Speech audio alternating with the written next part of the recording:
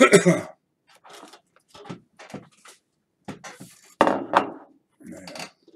We have an unplanned show. Let's see what's going on. Okay, finally made it out to the mail. Found my truck keys. I did not ship my truck keys to somebody, so I'm happy about that. Got some rolls. It was hard enough just pulling out of them. I drive out to the mailbox. Oh, excuse me. Reach in and grab it. About killed me, but I got them. I don't know how long they were there. Hopefully not long. I'm pretty sure these shipped out early this weekend. What do we got? 47D. We got 53P. Good, I need some 53s. 51D. Bunch of stuff. Thank you for adding me in the list. Oh, it's no problem at all. We got 54D. I needed those. I don't know what this one is. Got no sticker. I can't even get to the camera. Got no sticker. All right, let's look. But it's the same supplier. 55 something. It's the same supplier I got those steels from. 55S roll. Alrighty. I've got bunches of 55S rolls. Okay. And those 43s were so damn, I mean, I got some right here, actually. I don't know if you saw those 43s. They were just insane. So I had to get more. Who's in here? Chris Hurley. Hey, how are you? Hidden. Good old professor. Bill 457. Denise is showing up today. Alrighty. Yeah, I sold a couple of these rolls already. And, of course, this is where I got the 43s from. It's not a guy on YouTube. It's not a guy on Facebook. It's a fellow I know. So, well, geez, let's keep grabbing them. 63D. Let's see what else we got. 60P. I don't know if they're large or small. This was a little short. 60D. Well, I don't know if they're large or small. We'll have a look. I thought we'd tear in and see what the heck we got, because the price wasn't too bad. But if you get these short roll, for example, or really junky rolls, they can kill the value real quick.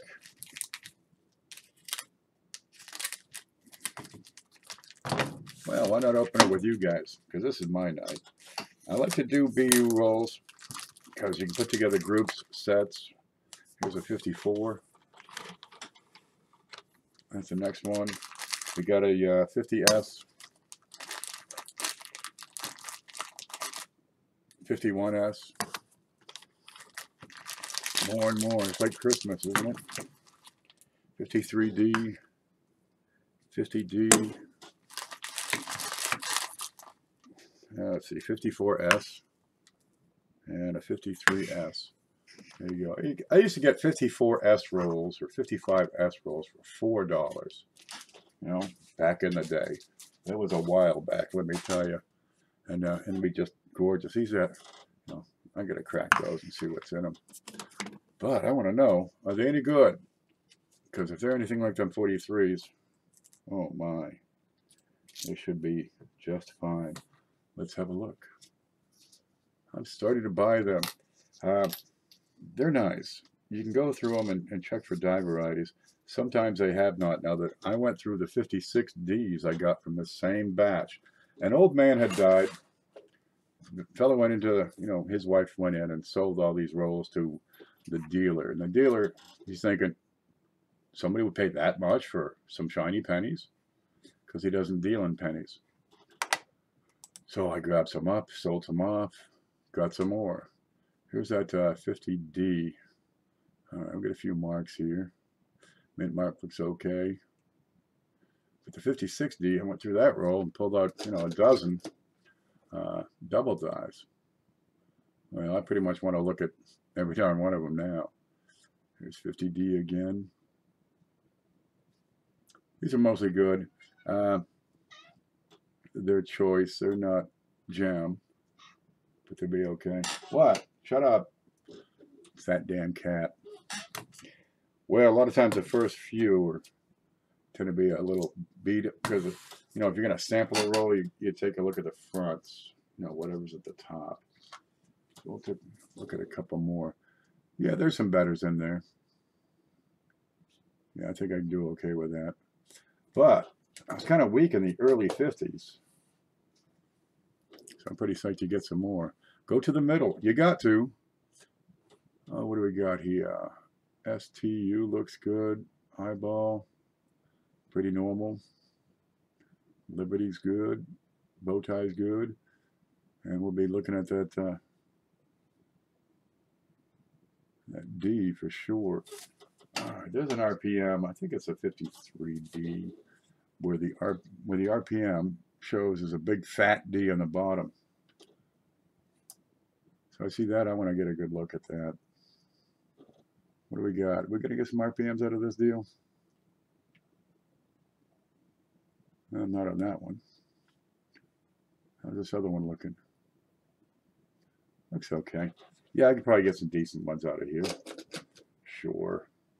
But I want to do some, you know, some more complete sets. Do all the 50s, you know, for whatever price. Here you go. They got black spots. You're going to get that on a few. Back in, you know, 30 years ago, you get these things for $4 and they were just screaming bright. There's a few carbon spots. You know, add 30 more years of humidity. But, I thought these were stored quite well. Let's see what the backs look like. Yeah, some spottiness. I'm not sure what's going on there. Mostly good. Yeah, I'm not going to get gem prices. But I got some decent looking pennies here. Cheryl's here. Hi, Cheryl. JC Will. Got a sub at friend. Make sure you subscribe to each other. Right? That's part of the reason for having these is you can sub to one another. And when you do sub, make sure you get over to their channel and, you know, watch a video. Give it a like, subscribe. Leave a comment, right? Because that's going to tell YouTube that we're not just faking it. You know, we're actually subscribing and stuff.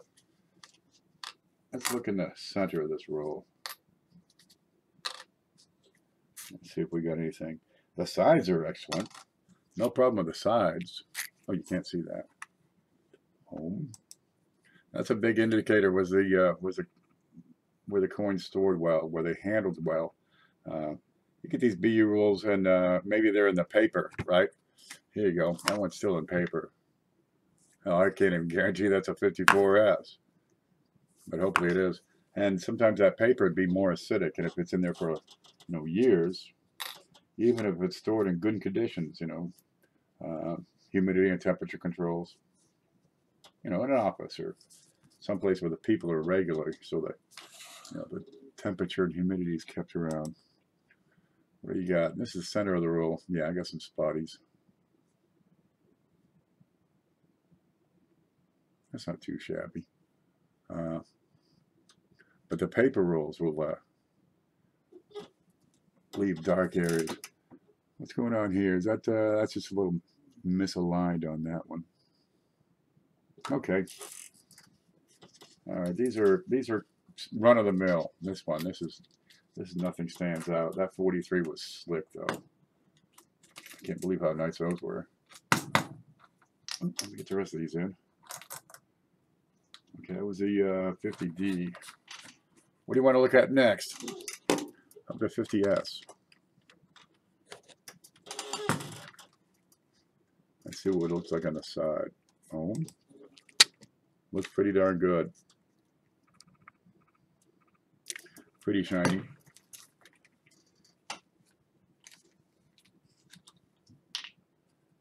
And looking pretty good so far from the first one.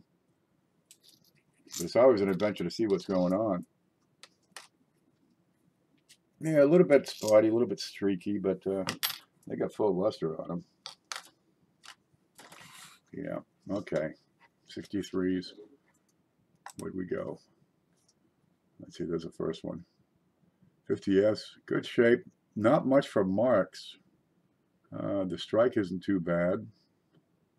I'll get in there and look at those mint marks, of course. Yeah, we're getting a few spots on these.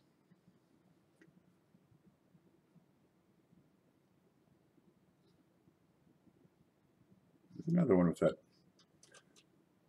offside, misaligned. 50S. Yeah, 63 is what I got. Maybe that's probably 62. That's all right. Somebody will want these for their sets. Let's have a close-up look. Nobody looks at the sides anymore. Why not? Gosh, that's going to be a big indicator of whether the rolls were stored and handled well. You know, if they finger them up on the sides, you're going to have a brown sides in your roll. Let's see if I got one here with some. I mean, these are pretty darn good. Looking at that 43, they were in great shape. But sometimes you get them, and the sides of all the coins are dark, so you don't have a good luster on them. That's an indicator that maybe they weren't handling the darn things with gloves. If you're going to handle BU rolls, handle them with gloves. At least one, right? Hey, you see the brown one in the middle? Maybe handle them right, but miss that. Oh, this is perfect. Watch that one in the middle. Right here. Can you see that? So he's got no glove on and he handles it, but he grabs them by the edges. So he's kind of handling them right. And further on, that's where he didn't handle it. See that?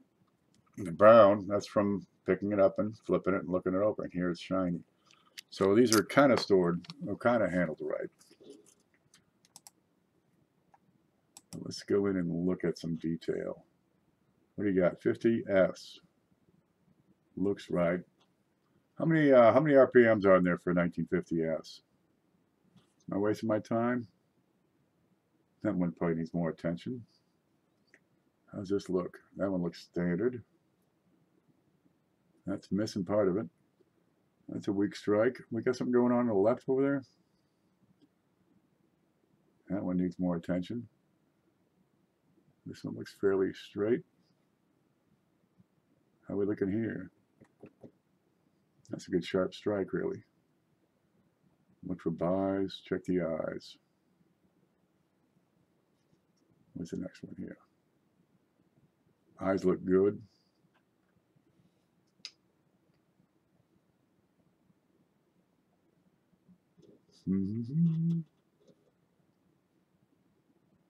Okay, I might not find anything here, and that's okay. It's still handy to have.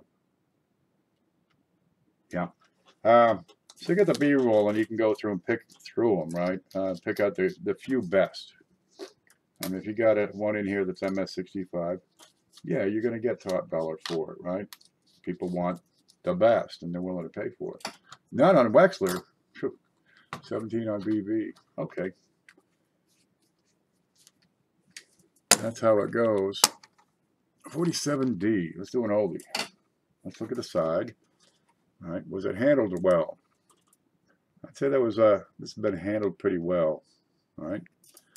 Judging by the regular coins, the storage has been excellent. Oh yeah, and then you open it up, and what do you see?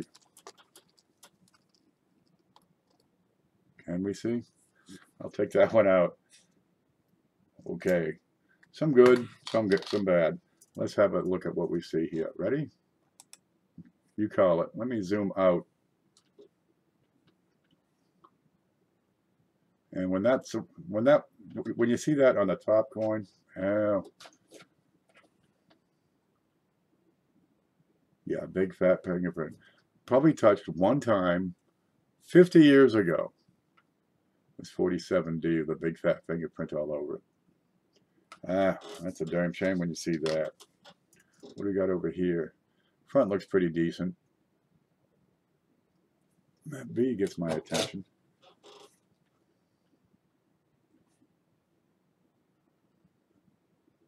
Okay, let's look at it. 47D. You got some pretty heavy die deterioration. It's a poor man's 47D. Eyelid looks good. Got a bit of a ridge ring. See the little horns on the T? Let me point that straight up. See the horns on the T where, it looks like he's got two horns. That's die deterioration. Let's look at the back up close. Anyway, nope, it's not the fingerprint. What happens? It's the acids in your fingers. I do want to Let me polish this up, right? That's a loop, and it's real shiny. There you go. You can see it nice and clear. I'm going to touch that one time with my finger. Let's put it under here first. Home, scope. Let's zoom in. Okay, there you go. That's that side. I'm going to touch it with my finger one time. Ready? Doink, just that. And you'll see the fingerprint. See the little kind of like a Morse code going across it? That's a fingerprint. Now I'll give it a longer touch on the other side with my thumb. Just a smudge. Okay, now my finger, it's clean, it's dry. You know, my hands are washed. I licked it. I'm going to touch it one time.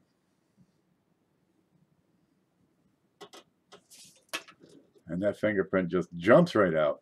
Now, clean hands, doesn't matter. You're still going to get this. We're living creatures. We're full of water. We're moist, sticky, especially, you know, like babies. They're really, really sticky.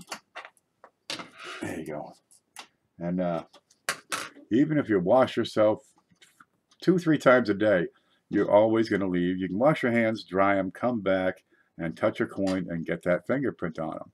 Now, over time, these are organic acids is what this is. It's sweat, perspiration, dead skin. It's all in there, right? All that, you know, the moisture in your body keeps your skin moist, unless you got really dry hands, but you're still going to get it. And over time, this stuff will oxidize and get darker. But also, it affects the copper. Copper is a reactive metal. And you put an organic acid on there, which, you know, your sweat is, and it's going to alter that top surface of copper because this will kind of blend with it. There's no getting that off ever.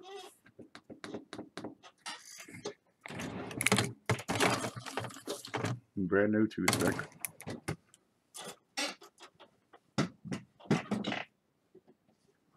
There we go.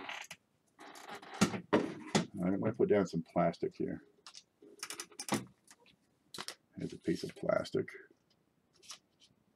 There's a coin. We're going to focus that. Right, there you go. I'm going to touch it with a little acetone. Smudge it, covers, you get more coverage. The whole coin, you'll make a brown coin. But it goes from red to brown. And we put some acetone on there, and it ain't going to do a damn thing. That is there forever. Now, the organic compounds, they'll evaporate, right? They'll go away. They'll dry up. But the damage is already done because it reacts with that copper. Yeah, that ain't ever going to change. Dry it up. Throw that out. So, no, there's no way of getting the fingerprint off because you'll change the copper patina. Where that fingerprint made contact with the coin. It's there forever. You finger them up, that's what you call it. It's what it does. It will screw them up forever. Let's look at some more of these 47Ds.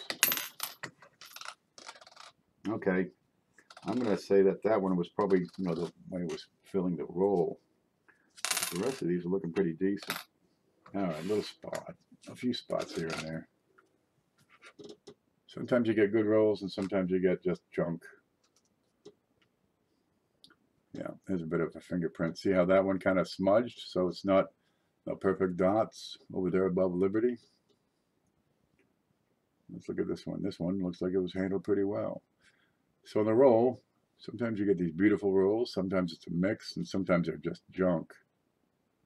I get a mix on this one is what I got. You could wipe that off. That ain't going anywhere. There we go. Let's look at those D's. You take a sampling of it is all I'm doing right here.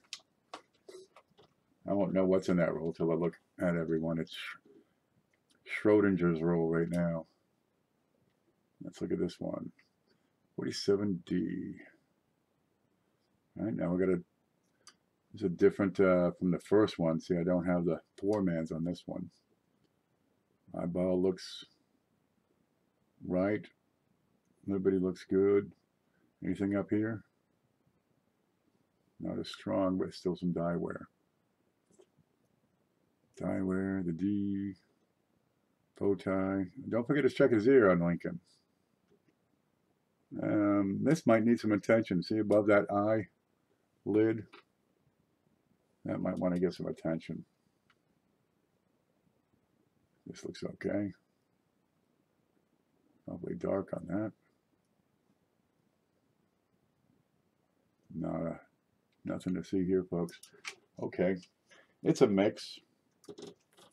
Generally, these aren't too bad. The condition is good. Just look for spots. Some of these are quite nice.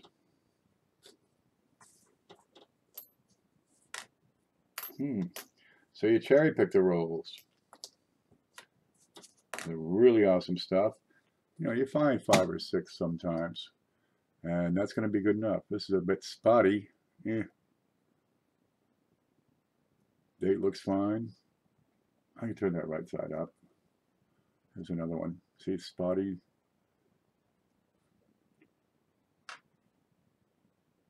Don't see anything here. Is that something up top of the L? Yeah. I had to go through by hand and check every one of them. I'll be posting up a video of that Wednesday wheat win in the morning. Very good, Phoenix. We will have Wednesday wheats, but it's going to be a sales show. And of course, we have more stuff to show too. What do we got? A dozen rolls here? Bunches of them. I'm going to leave that one out because it's got that giant spot on it. Okay, 53. I want to see that one. Where'd that 53S go? Right here. Now we got tape on it. All right.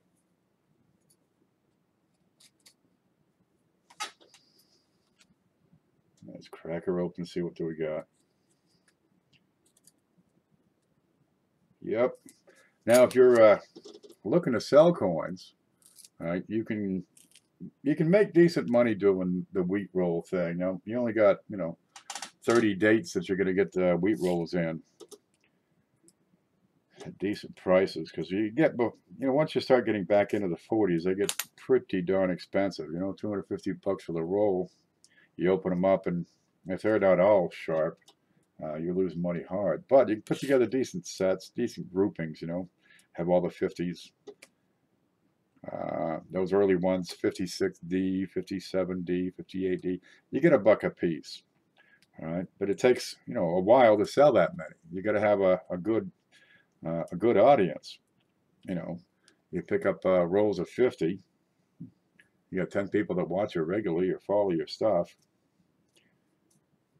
It's going to take a while to sell the stuff off, but you get a decent return, because a lot of people aren't going to spend $20 on a roll when they only need 1 or 2. I have $1,000 in copper pen. I got that just in stuff I got to take back to the bank. Okay, nothing on the. Let's look at the home. This is in a paper tube, right? So let me grab a. Ooh. Let's see. Do I have a card? Nothing. Instant card. Let me grab a card so I can open them up, put them on there. But the VU rules, you get the advantage that if you find one die variety, a lot of times you find several. Oh man, now we got a problem. See? I've got a foil roll. Okay, what happens when you have 2 different metals and some moisture involved? You create a battery. See, any metal will have an electrical potential, right? Nickel, zinc, cadmium, lithium, whatever, copper. Yeah, look, it's just wrapping aluminum. This I take as a bad sign, because what it often does, if you have just a pinprick in there, and the ions can move from one metal to the other, you're going to get some corrosion. So let's see what the hell we got here. I never liked these. It keeps some moisture out. The aluminum foil serves as a vapor barrier, moisture barrier. And let's see. Oh, wow. Okay. The sides look wonderful. Let me pop this open, lay it down, and let's have a look what we can see real quick. There we go. And you can see the sides. Well, you can't see the sides. The edges of the coins look real nice. Okay, there's no problem with that. So the aluminum works in that particular regard. Looking at the coins themselves, the color is magnificent on these. I think we got a winning roll here. Let's grab up a few of these here. That's a pretty decent looking roll. Let me grab a few. I'm not seeing spots.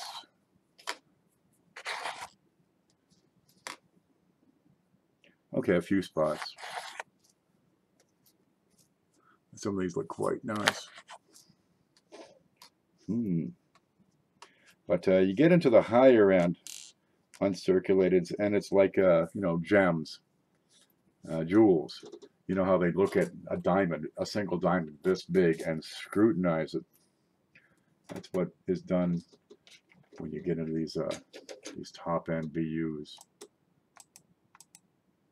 And let's see what we got. Great color. A little bit of cabinet wear, as you can see on his cheek. Okay, this one looks pretty decent here. Not a whole lot of contact marks. How about this one? A little bit spotty here and there. Yeah, I've got some cabinet wear. Roll wear, they call it. There's a spot below the L on his chin. A little bit spotty. I mean, it's hard to keep these things stored for 50 years and not get carbon spots, but I'm not getting fingerprints on these, which is real nice. So how'd they get them in the roll? Not cover them up with fingerprints. You know, because I mean, the thing's wrapped in foil. Use a piece of paper. You wrap your roll, just slide them in all at once. Yeah, but I've got some cabinet wear, so these aren't going to make jam. But we can look at the mint marks. 53 looks good there. Eyeball. What have we got below that eyeball? Are you seeing me here?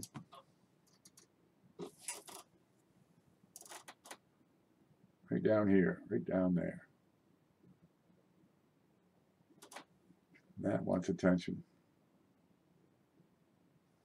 Okay, I'll have to check on Variety Beast to see what they have for listings. 53S, that looks good. Looks okay here. All right, next. No problem with the S's. Ears good.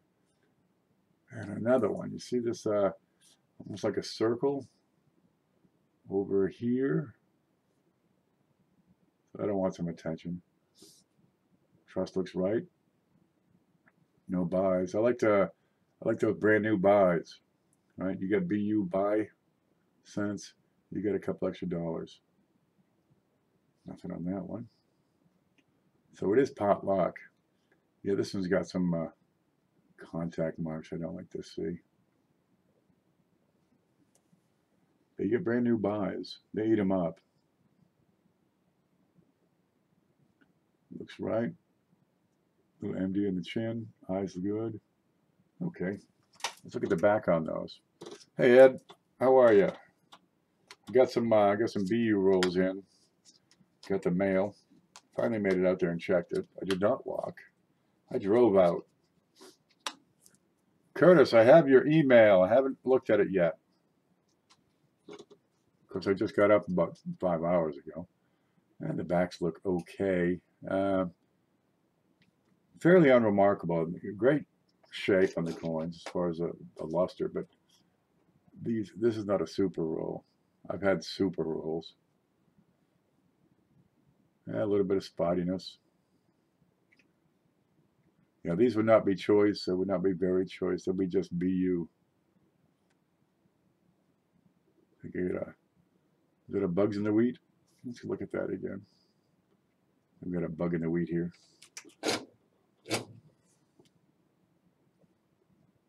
Yeah, that's a good die chip.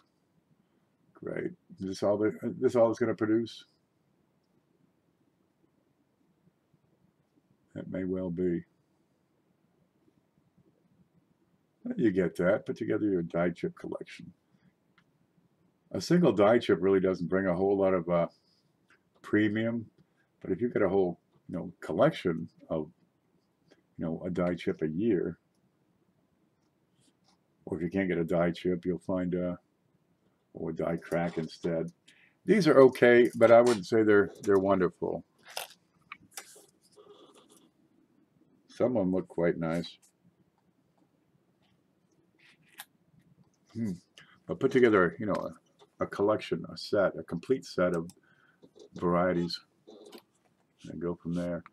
Yeah, the color's good, but the details are less than gem.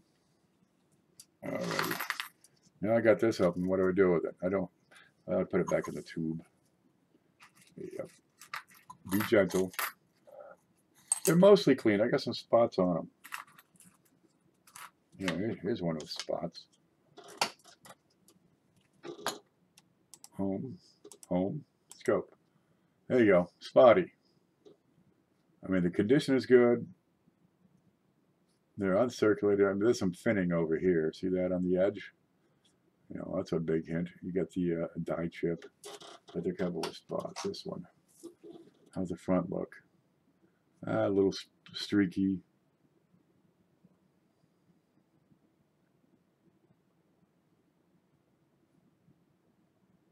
Okay, that's an unremarkable roll. It's decent. There's nothing wrong with it, but it's unremarkable.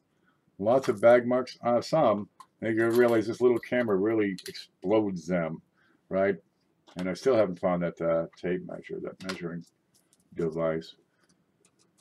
So to the naked eye, that bit on the quarter, on his shoulder, you wouldn't see that. Okay, you pull a small magnifying glass, you'll see that one on his chin, the one on his cheek. And some of these spots, you can see them. They're grays. And some moisture got in there or something. But I'm glad there's no corrosion, that's the thing. Because with the aluminum wrap around them, sometimes you get, verdigris all over the darn things, and just spend them is where you're at. These look okay. Old ones with spots. You gotta get it. How do you store coins for a really, really long time? You gotta take a lot of steps for that to protect them against the environment. And it's not just wind and rain we're talking about. Subtle changes in humidity, subtle changes in temperature. A lot of times that'll help to alter the tone of the coins. The aluminum, what that does is kind of keep the oxygen out. It's a vapor barrier. Dehumidifier, sure, that helps. But hot and cold. You stick it up in your attic, right? It gets really hot in the summer, really cold in the winter. That's going to help to tone your coins a great deal. This aluminum that was around here, the intention there was to protect the luster, and there's no problem with that. These are shining. But I got some gray spots that have probably been building up for 50 years. What are these? 64 years old. This roll. Now this one's okay, but it's nothing to write home about as far as super. It's not like those 43s. Okay, listen. What's the next one? How about a 53p? I got tape on that one. Give me one without tape. 60D, that short roll. There you go. That one's a little short. Goes up to here. I paid for a roll. Where's my shit? Why do they take some out?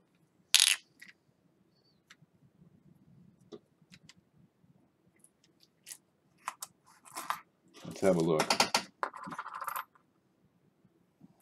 Large date and spotty as the rest. There we go. You can see some. You use these and move them around a little. There you go. Wiggling, wiggling, jiggling, tiggling inside here. What do we got? They look okay on this camera, but this camera doesn't show the details. Let's have a look at this one. Look good to you here? On the close-up, we got, what do we got? I got a few spots here and there. These are 60D large dates. That looks good. Contact mark on his cheek. I don't mind contact marks, but when they're on the face, you know, that detracts from the coin. A little bit spotty. There's Abe again.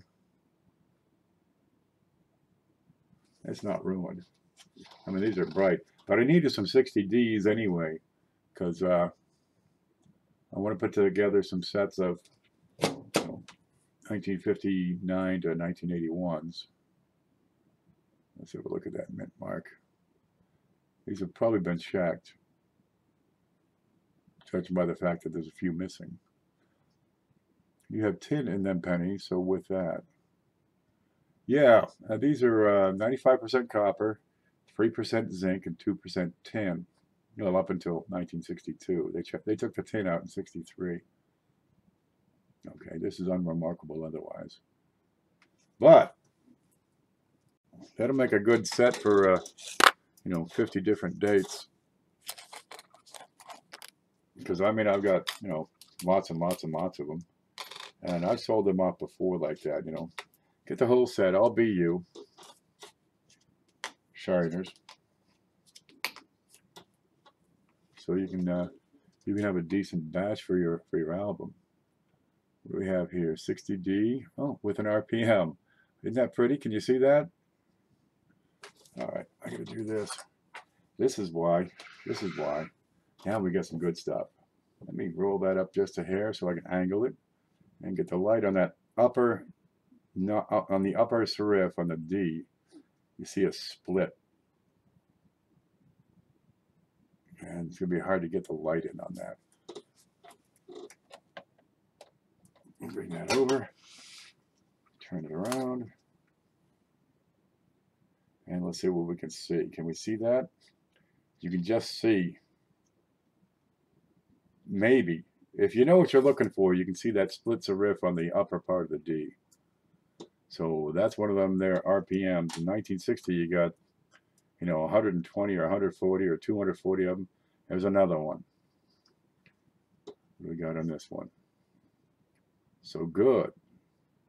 And these, they go for $5 a piece.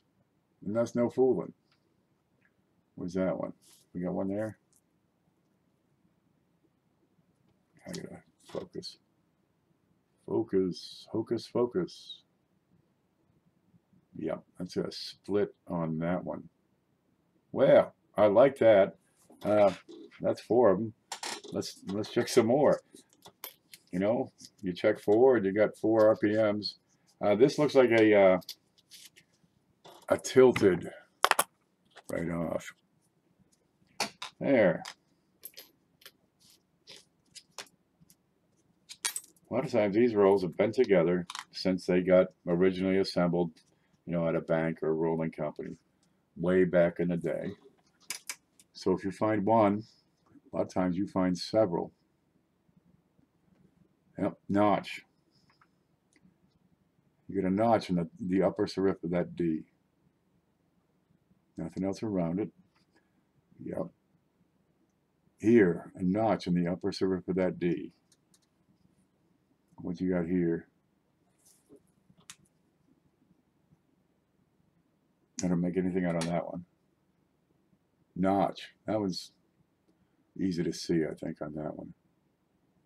Well, good. That ain't too bad. And you get a few bucks of these. All right, I know one guy, he's got all but 2. You got 240 RPMs, and he's got 238 out of 240. That's 7 out of 8 looked at so far. 7 RPMs out of 8. And do I got to sell them $5 a piece? I could do $3 a piece. Take them all. What do we got here? Split. Yep. I don't see a split on that one.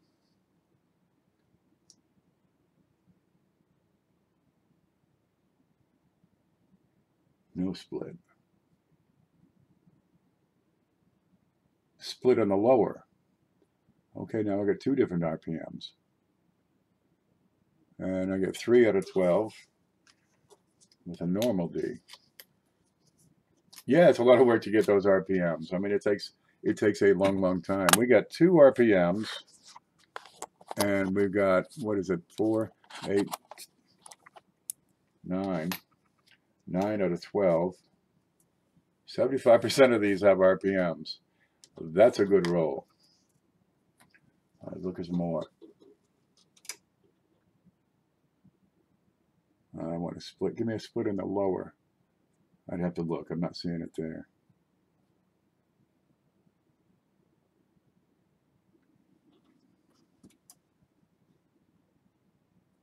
Not feeling the love there.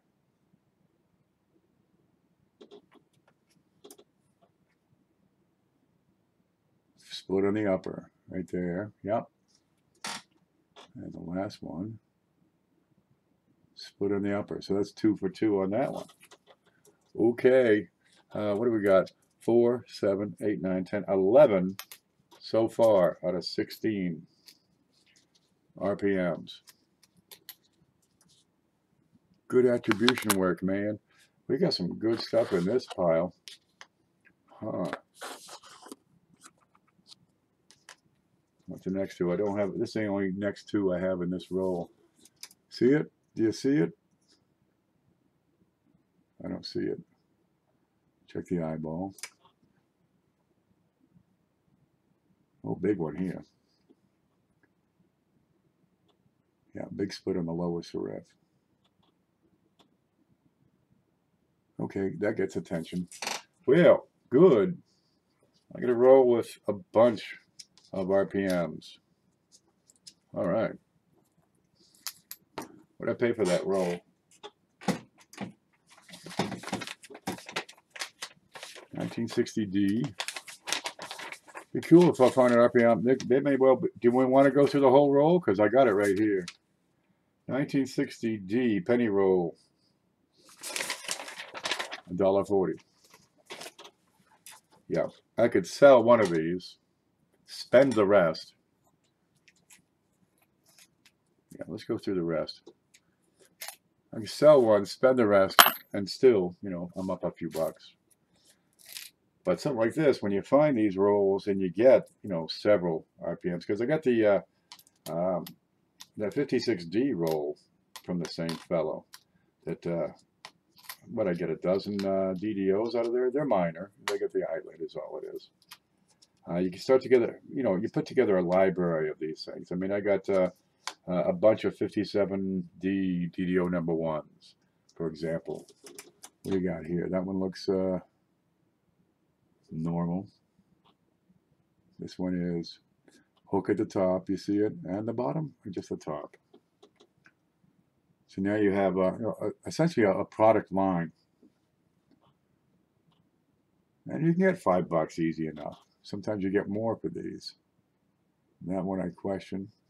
I get one of these so far. I don't feel the love there. So now it'll take time to move, you know, 20 RPM number 64s. All right, and that's where the website comes in really handy. So the return on investment is good, but it's very, very slow.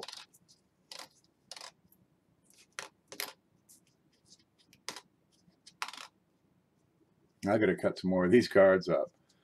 I need someone to go through them. Well, it's not just finding the RPMs, because you can find them easy enough. It's also attributing them. You got this 240 I got to compare to. Split on the top. See it?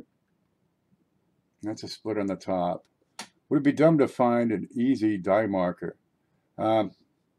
No, there are some die markers. 57D number one has a great die marker. The bottom of the V is filled. Okay, but if you just look for the die markers, well, you got to go through 240 different die markers. It's slower at a coin shop. Imagine so. What's this one? Maybe. I'm not feeling the love there. I'm not feeling it there either.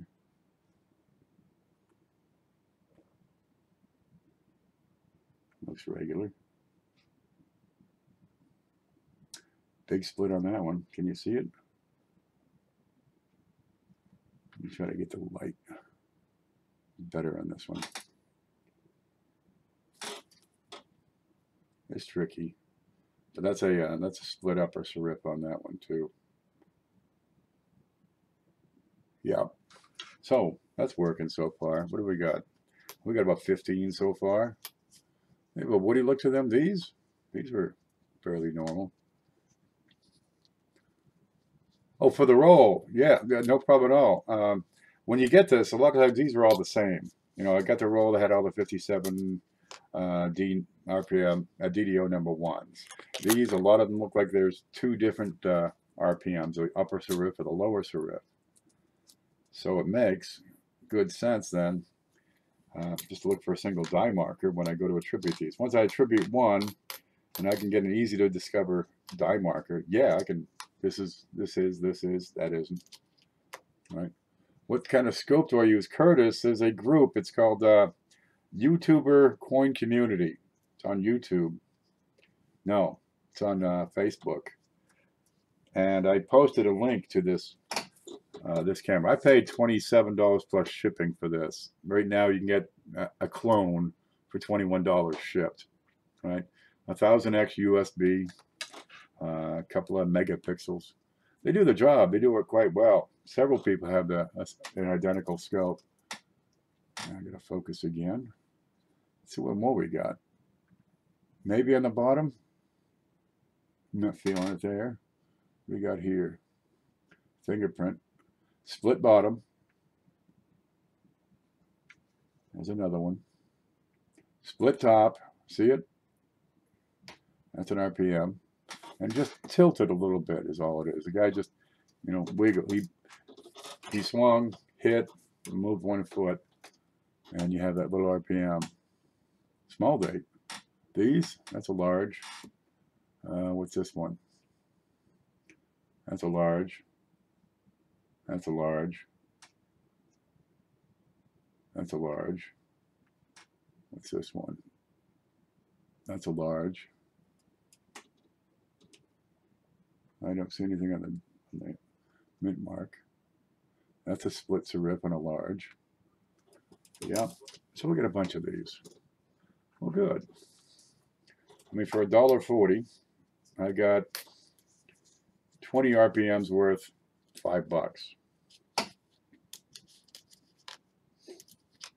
But to get that, you know, it's $100 to the good. To get that will take some time. Now, the ones that don't have RPMs, I use those for the, you know, the 50 coin sets, or 1959 or whatever. Yeah, this is a good roll. Sometimes you get them, they're really productive. I know people, that's all they do is hunt VU rolls. They buy them, they look through them, they sell them. If they get, you know, what they paid, they're pretty happy. Because in the meantime, they get to pick at all the RPMs and such. Okay, so this is the last batch from the tube we'll have gone through. Maybe in the bottom. That one needs a look. We saw another one just like that. It was a maybe. Don't feel it on that one.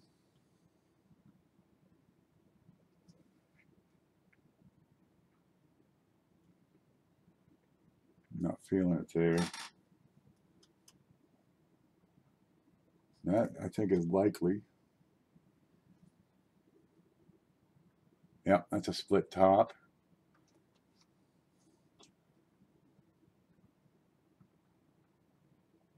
I don't see it. And split bottom. Kind of the same shape as this. Might be the way the light goes. Let's turn it.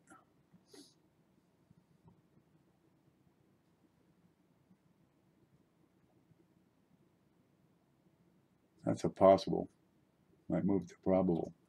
You got more RPMs than you don't there. Yeah, yes I do. There's probably 25 to 30 RPMs, and the other 25 coins are pretty decent. And this is just using the scope to find them. And quite frankly, you're going to do a whole lot better with this, right? This, you can't beat it. Your eyeball is only so, or the camera's only so strong, your eyeball will overpower it and pick it out every single time. But you're talking what? A couple of bucks for these rolls. You know, the memorials. Buy them, look at them, get rid of them, get more. And I know some people, that's all they do is hunt BU rolls. And sometimes they get some good stuff. Who was it? Jay Painter. He was going through some 1972 BU rolls. You know, every now and then you get a hit. And he picked up, you know, a bunch of double die obverse 1972s. Now you're talking, you know, you can get 20 bucks a coin. So that roll they paid $2 for produces $200-300 bucks worth of coins. That's treasure right there. You got more RPMs. Yes. Absolutely. Hello. Robin's here. Hello, Robin. The loop don't lie. The camera, that's got limits. But your eyeball's going to pick out stuff that camera won't. There we go. So it's a short roll, but a pretty darn decent roll. Whoops. Well, good. I'm going to put that one back here. So I don't lose it. But really, let's say your income or your funds for coins is kind of limited and you want to do some coin roll hunting, you can go through the bank rolls. No problem at all. You can find all kinds of stuff, right? A lot of them going to be circulated. Yeah, they're good for $1. You know, you can find plenty of those double die obverses. You can get 5 to 10 of those out of every freaking box you get. And they're good for $1 at a time, you know. Frank's here. He'll tell you. What's this? 63D. Ooh, and I want to see this one. How we look? Sides are kind of spotty. I'm not hopeful. And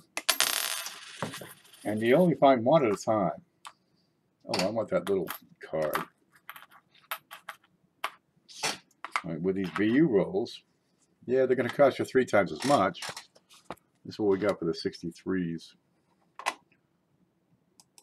Yeah, they look pretty good, but the side edges are spotty. We'll get it close and have a look here. I mean, you got all the lusters, no problem with that. All right, let's have a look at the scope. But with circulated rolls, you find one at a time. So you're checking 50 different dates, 100. How many dates? How many different dates and mint marks between here and 1959? Like 150. Well, you can do it. You got to have 30 windows open to, you know, to check everything. And I'm working on some flashcards, which would make sense. But with a single roll, you know exactly what to hunt for. 1963. Anything on that 3? Maybe. I'll have to look at that. Does that look fat to you? I know 63, it's all about the date. I'm still looking for a 63, you know, with the double 3. You know, it's got the extra bit coming through the center. Oh, did we look at his eye? Look at his eye. Eye's good. Trust is good. Oh, hello. Do you see it?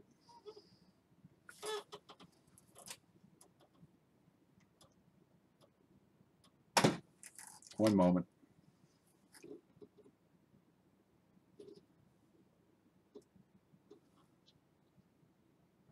Yeah, a little bit just below his eyelid. So we have a DDO here. As we see, just Southeast of that eyelid, you have a secondary eyelid. Okay, also on these, you got to look at the top and the bottoms of the L in particular. Sometimes you get just a little stub sticking out. And identify another DDO that way. I don't know if the cameras get a lot of glare. These are pretty shiny. It's a pretty good shiny roll. That L looks pretty normal to me.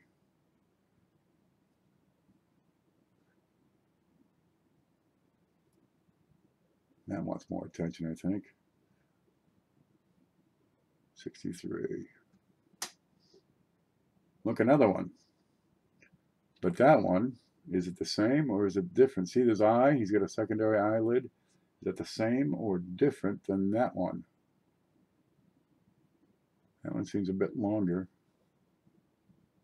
And that one's a bit shorter. Okay, we got DDOs.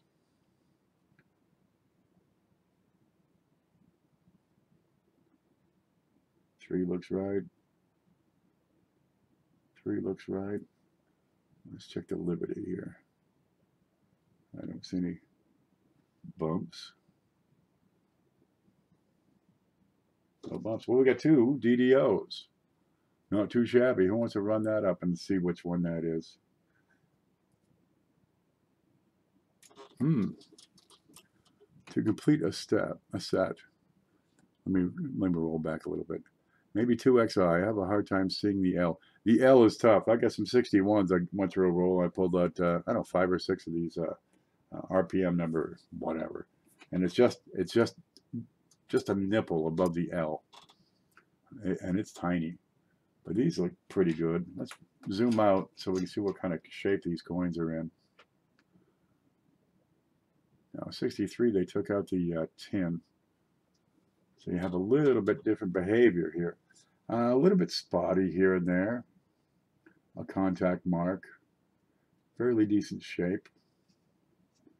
Contact. Over here, this is one of the DDOs. Pretty darn neat. That's the other DDO, the more pronounced one. What's that one? And they polished the die. When you see a die that's been polished, get in there and have a look, because there's a reason they polished that die. And a lot of times you'll find clash marks, and they didn't get it all, or it clashed again. You know, what was it that caused that clash to begin with?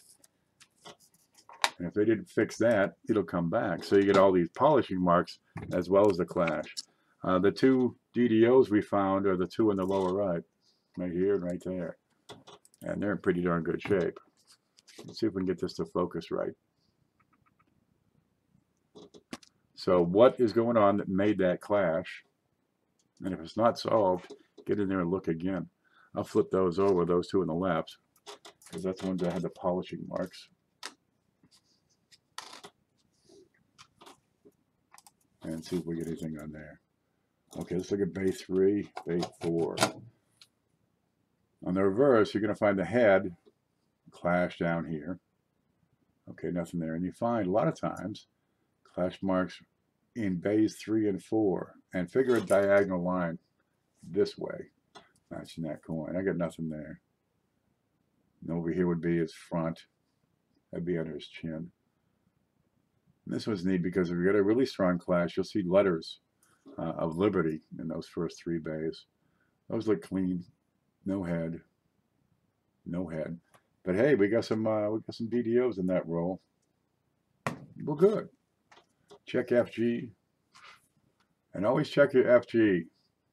A lot of times that'll have some doubling that you don't see anywhere else. And you're looking for distension and irregularity. And I got a die chip on a column apparently.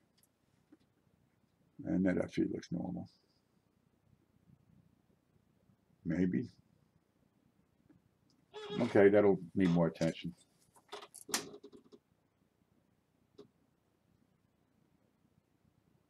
That's normal. They're so darn shiny. Okay, let me put these in first. I'll put those 2 DDOs on top. That way I'll never lose them. You ever do that? I'll put this right here so I don't lose it. Yeah. Oh, there they are. I had 3 more. Let's look at these while we got them out.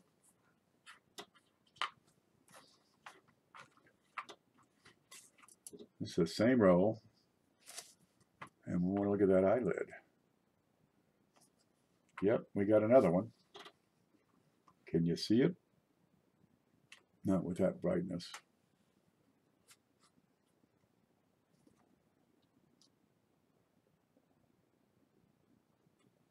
Well, maybe it's not. I have another light on this.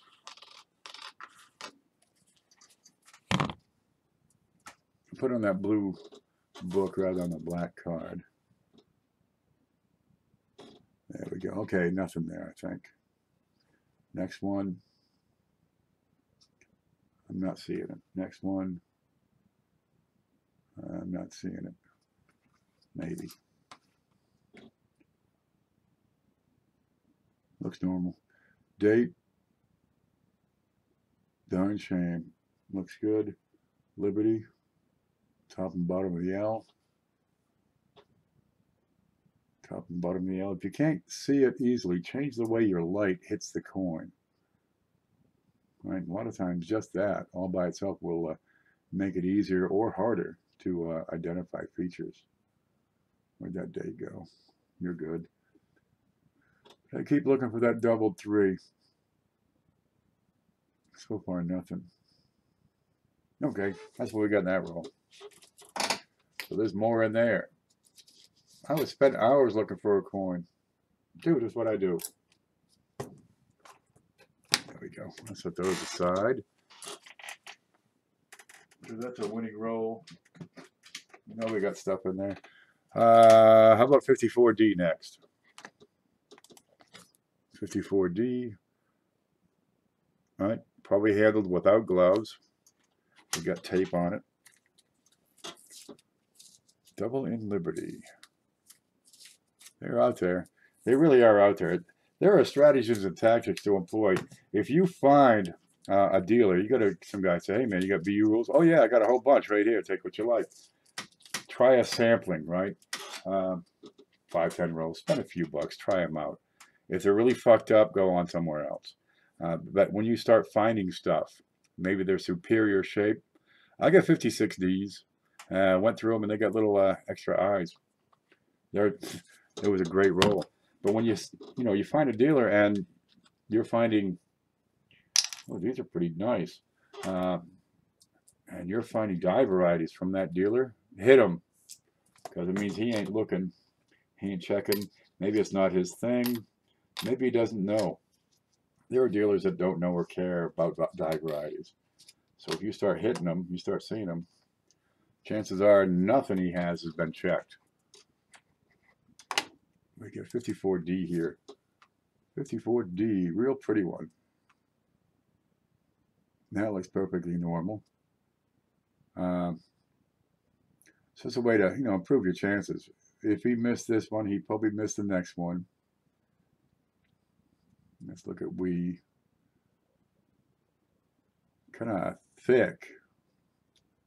I'd have to get in with a loop to identify that better. Bi looks good. L looks good. Eyelid looks good. That date looks awfully. The D looks kind of fat on him. Okay, nothing there really. Because when you find one, you can keep on hitting them, and you have a source, in effect. Okay, I got nothing here. What's going on there? It's just a shadow. Sometimes the light will bounce around and make it look like it's something it ain't. I don't see it.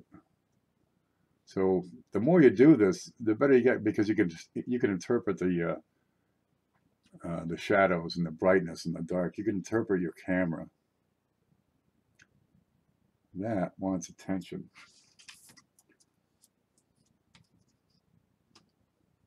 That's the same one.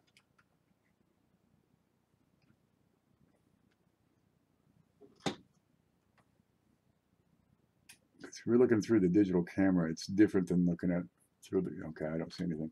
It's different from the loop, but I mean, you're going to take the one you find with a loop, you're going to put it on the camera, and then you see what it looks like, you know, through the camera. And the cameras have algorithms that adjust the brightness and contrast and toning. See the 4. 4 looks kind of squished flat, but I also see some dye deterioration on there. So something like that. Let's compare with another one. Oh, here's one right here. That's a great advantage here. About the same. Let's look at that post. Thickness on that post. Okay, remember that and look at this.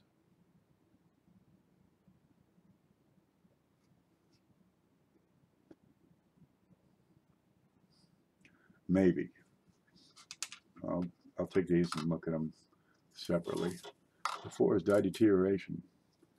All right, then you want to flip it over and have a look at the backs. A lot of people don't check the backs, and there's plenty of dye varieties for the backs as well.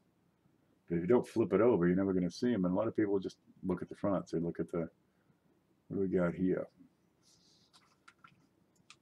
They look at the date, the mint mark, and call it good. Geez, if you're going all the trouble, go all the way. What do we have? The bottom of that L looks a bit thicker than it should. Is that a round dot?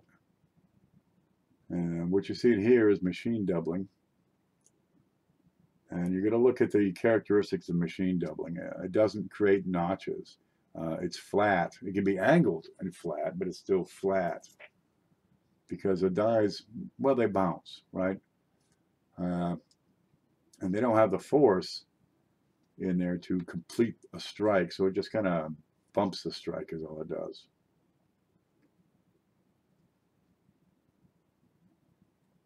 Okay, normal there. Need split. You want to see splits. What you're really looking for is increased thickness. Where's the top of this? Let me compare that one to that first one. Here's that first one where I thought the L looked kind of thicker. The horizontal part of the L looks a little thicker than it should be. See the U? That should be pretty much uniform all the way around in thickness. So that one is kind of suspect. Compared to this L, see how the top, you know, the vertical is about the same thickness as the horizontal. Whereas on this one, okay, is it because the dye is worn? Is it a weaker strike? Because that'll do it too. So I want to check other things like the dots. Dot looks good. The E oftentimes will stick out. Kind of gets distorted, but the rest of the letters look just fine. That dot looks kind of right on, okay. And you check these out and they're looking good. A lot of people don't check the backs. Geez, if you're going to all the trouble, flip it over and take a second.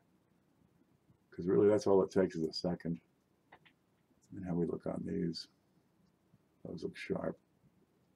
Any bugs? Cracks, chips, cuds. You gotta realize a lot of these rolls, people grab them, they look at them, they put them back. And they can sit for years and years. Maybe the guy who looked at them really didn't know much. Because dye varieties, the way they are now, really weren't as developed 30 years ago. I mean, they know about a lot of things, but a lot of these dye varieties, DDO number 17, for example, you know, that wasn't really discovered until people started getting more and more hardcore. You believe I've never seen those dots before? Well, there's all kinds of stuff on these pennies. Know your coins. You get a dot between the E and pluribus, and another one between pluribus and unum. And they're a great marker because they're the same. One dot's the same as the next, and they're round. They're dots. So if it's an oval, you know, kind of like that, take a look. Although when I found the 17 varieties I could not find earlier on Wexler, the 50s, why would he lump them all together? Why does he do that?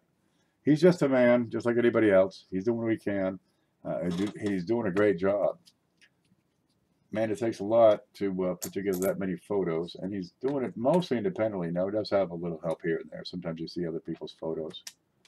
No, not on wheatbacks. They're on everything. Here's a memorial. All right, look for the dots in EPU. You get them here too. EPU. Aren't they wonderful? Take a look at them. One before, one after, one in the middle. These are great markers. You know, if you can see those and they're distended, they're elongated or funny shaped like a bean. Just the best ofs. He's got a book out there, but it's also kind of like the best of. Oh, you have that book, I think. Where the hell's mine? There you go. Oh, Jesus. You have the authoritative reference on Lincoln Cent die varieties by John Wexler and Kevin Flynn. It's big and fat, loaded with pictures. My favorite, that one, baby. Yeah, look at that. Whew. Man, look at the dots on her. What's this one? 1972 double die. Oh, it comes with a newspaper clipping. There's a 1972 double die. Oh, look, what was that we just found? 1960. Large date. 1960 large date. No, not that one. GDO. Proof. GDO. Double diverse. And not one mint mark. Okay, that's the double dissection. RPMs. 84, 80, 72, 72, 71, 70S, 70D, 68, 64.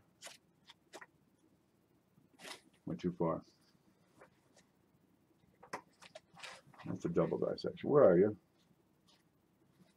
Repunch mint marks. 56D. 60D. He's got 6 in here.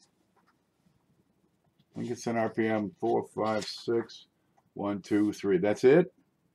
Are you stoned? There's 250 of the darn things. Here we go. Let me show you this. Get out the way. Oh, let me show you this here. Home. So he's got a great book.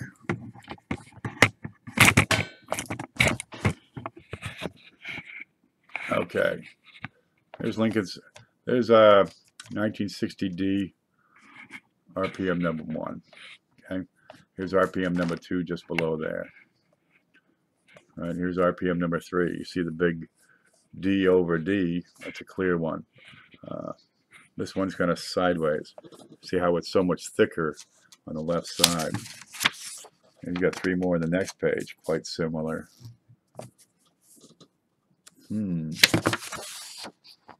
But that's it. Out of 240, he's got 6 in there. So this is like it's a taste.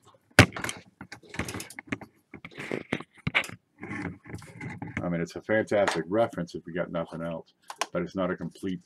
To have a complete, this book would be this thick, easily.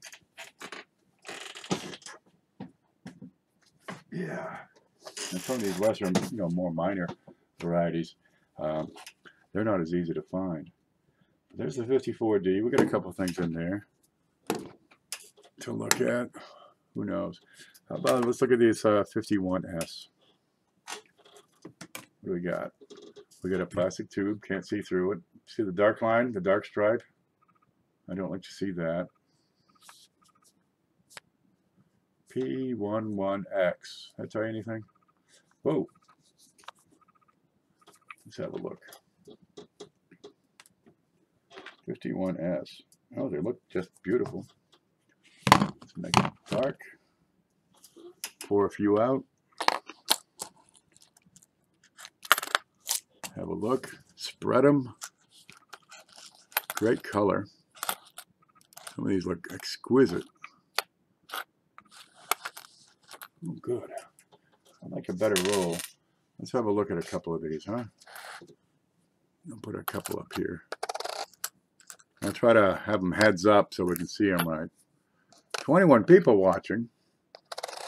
What's everybody doing tonight? Heads up. There's another one. I'll put him heads up too. So we do a sample and see what we can find. Okay, not too bad looking for 51S. If that's what the date is. Is that what the date is?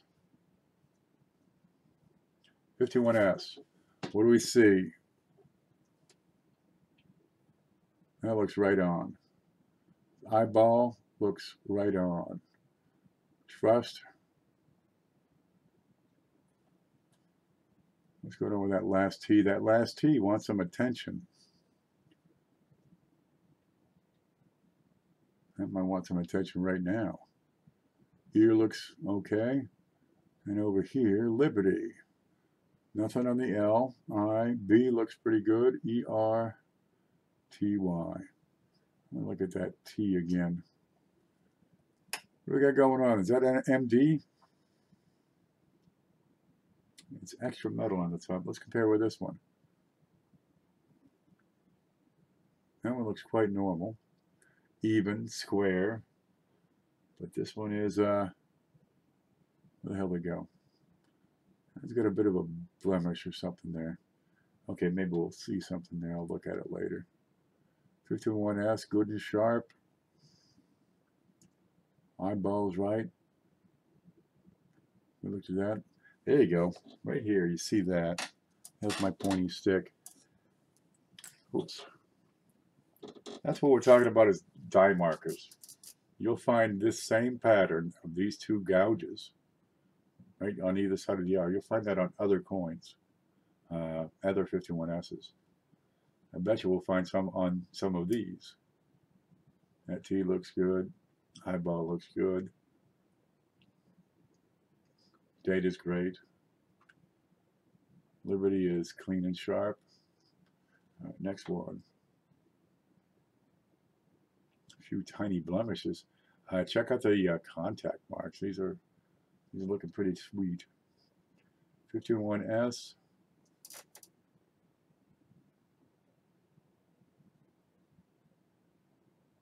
That little nub wants some attention right on the top of the serif. That's the sort of thing I look for, is that extra little nub sticking out. It looks pretty small. I say what that is. The loop will give away. The loop will tell us the truth of what's going on. That looks straight up. Straight up. Straight up. Oh man, look at the fields. The fields look wonderful. A little discoloration, not too bad. I've seen a whole lot worse, I can tell you. You know, this is probably like a whole lot worse. But some of these look pretty good. Ah, look at that. There, we found one. Let me put these side by side. Okay, die markers. When the mark is on the die, you know, when there's a problem with the die, you will see that same mark repeated. Okay? Left of the R, going to the rim. Right of the R, going to the rim. Here's another one. Same darn thing. So these two pennies were made from the same die. They're brothers. There's one and there's two. So this roll really wasn't scrambled up too much. So if I find an RPM, chances are I'll find some more in the same roll. There's a blemish on US. Mark on the edge. S is a little bit weak on this. Not a big hard punch on that. That looks right. That looks right. The dots are on top of the wheats. You get dots on EPU. And we're going to flip these over and have a look. And I'm going to show you the backs of those two that have the same markers on the front. because sometimes, even though the backs, you know, the one side is the same die, sometimes they switch the backs. Chances are that since these are so close together, it's the same reverse die as well. So let's look at this one and find a marker. Okay, this has the same marks on, you know, beside the R on the backs on the front side.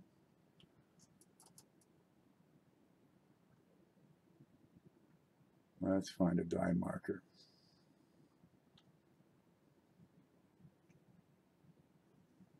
Okay, we got these flow lines. All right, I'm going to straighten that out so it's straight. There you go. Now I got flow lines below that at the rim. It's a little more prominent. That might be what we see in the backs. But I want to check on the other coin right beside it and see if that has the same marks. Okay, T. I got these little something going on the bottom of the T. The rest of it looks pretty darn decent. It's clean. Okay, but I want to find die markers. So I guess something above the I in America and something on the bottom of T in cents. Go to the next coin because we know the front is the same die. 1 cent. Okay, that bit on the T was specific to that coin. And above the I, that was specific to that coin. Probably a contact marks. But we got flow lines in the same direction down the bottom. I wonder if we can find that. And this is where your experience is going to come in. Can you see a little dot right in here? Let me move that up. Little dot. Okay, there's a big dot. Yeah, like a piece of lint or something here. And about the thickness of that piece of lint, left to right, take that distance and go a bit further and you have this little dot here. Let's see if that dot can be found on the first coin.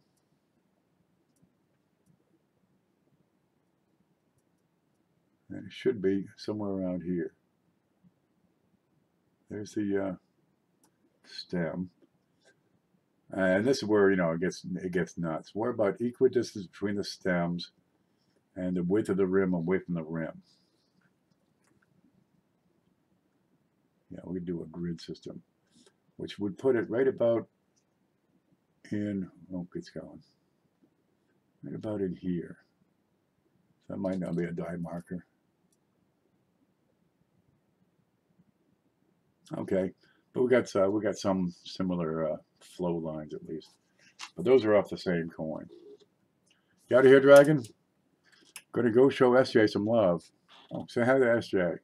I stopped in earlier, but these, come on, I got rolls and rolls of fresh wheats. You can't stop me. Okay.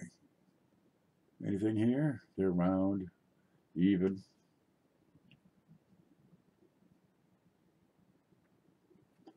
That's not too bad. Let's have a look at them bigger. So, because it looked like a good roll over there.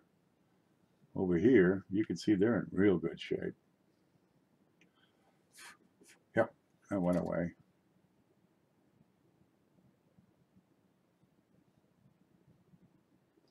They're pretty darn sharp. A coin, am I a coinaholic? No. This is perfectly normal. These are in good shape. These are winners. I want to see what that is. Am I a coinaholic? Of course not. What have we there? Why such a bright difference on that spot?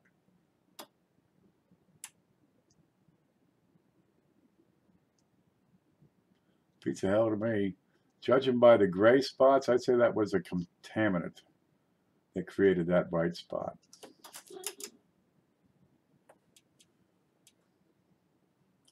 The Nile is not just a river in Compton. Compton? What the hell's Compton? They're pretty darn decent. I'm going to flip a couple over, look at the fronts.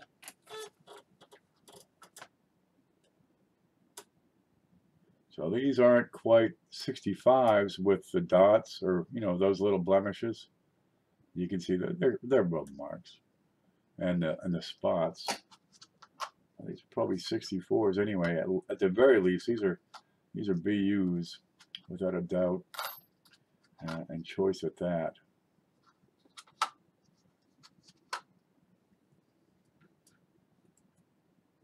A few spots. Yeah, some roll wear. See that on his chin or on his cheek, his lower jaw.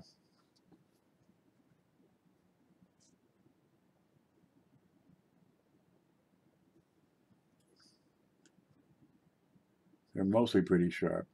That one's got a bit more wear. This one's AU.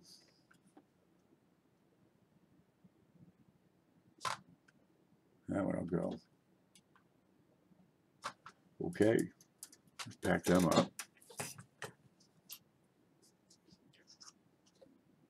And look at the next roll. What about the die marker? We didn't find that. We didn't find a repeat of that reverse mark, but we did find the two in the front. The die markers are just that. They're just markers. It's like a fingerprint.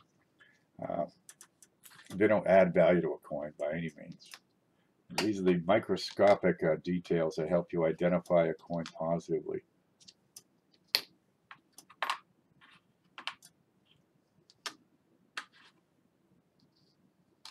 They're not, die markers are not used for grading. They're used for identifying. Now that one's quite elegant. What the hell is it? This one, quite elegant. Okay, it's got a spot on his vest, on his chest. A little bit of a darker blemish behind his head. So yeah, that's a nice coin. 51S in 64. How much is that? Let me pull up my spreadsheet. Wheats. Hello, respond to me. 51S. 63 RB is $2. I don't have complete listing. 64 red is $5. I don't have a 65 price, but it's probably like $10. Yeah, 64 red is a $5 coin. And that baby looks like it's easily making that. Yeah, a couple of small marks behind his head. Let's look at the back on that one. Oh, that one's a gem, baby. That one's beautiful. Okay, there's a bit of a mark down below. That'll take a 64, all right.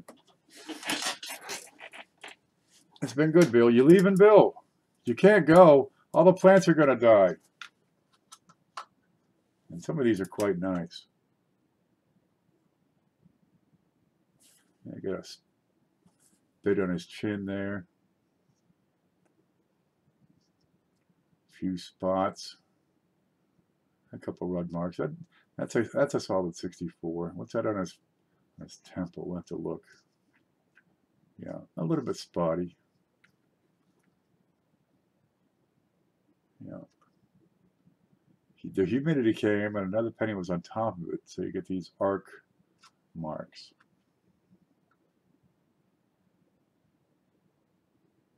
Yeah, some of these are pretty decent.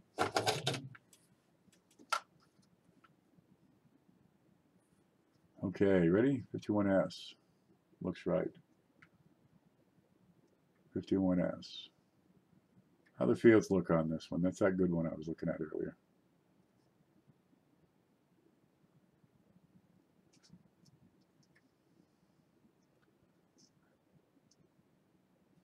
It's pretty damn good to me. Okay, there's the one. This one was something on his temple.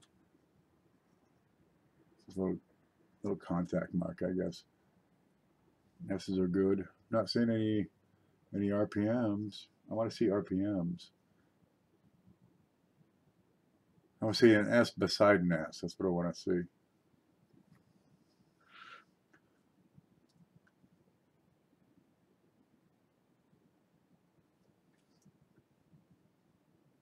Where is it? Okay, well, nothing showing up so far. There's only 6 of them. There's a few of those that'll really really help pay the bills.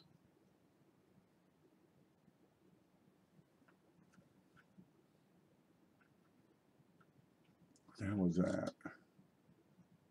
I don't know what date it is, but one of them has a mint mark below Abe's vest. So you gotta watch out for stuff. There you go. That's what I was looking at. It's a dime marker right in here. So I can see that. Just a die gouge on the bottom. You know, I bet you we can find some more of those trusts where I had that gouges across the U.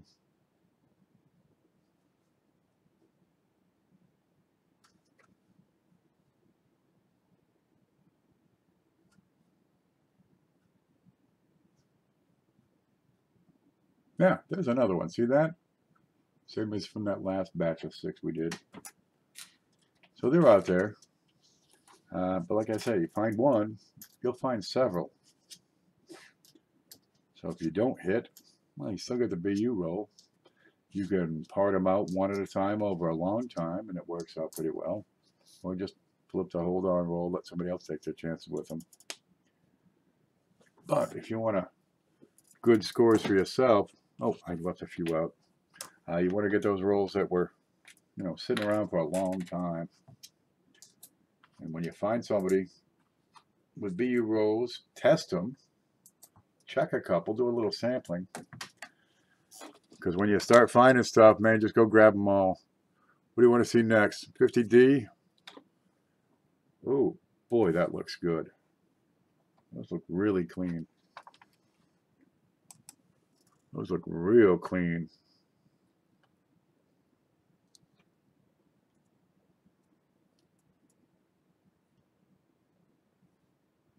$33.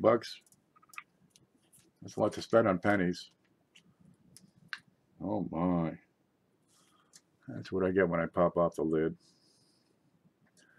These are quite promising. I'm liking the way these look already. Gotta get some food. Man, haven't been able to stay in for 3 days. Make it to the kitchen. I just grabbed something handy.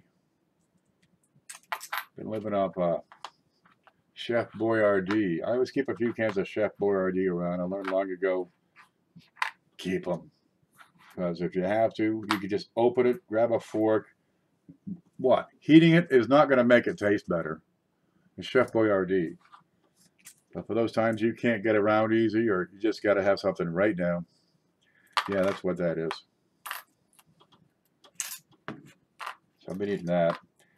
Still got a pork roast from a few days ago in the fridge, but gonna bear to lift that up. This is what's inside that roll of 50Ds. Oh, these are looking smoking. Let's pull a couple off and have a look.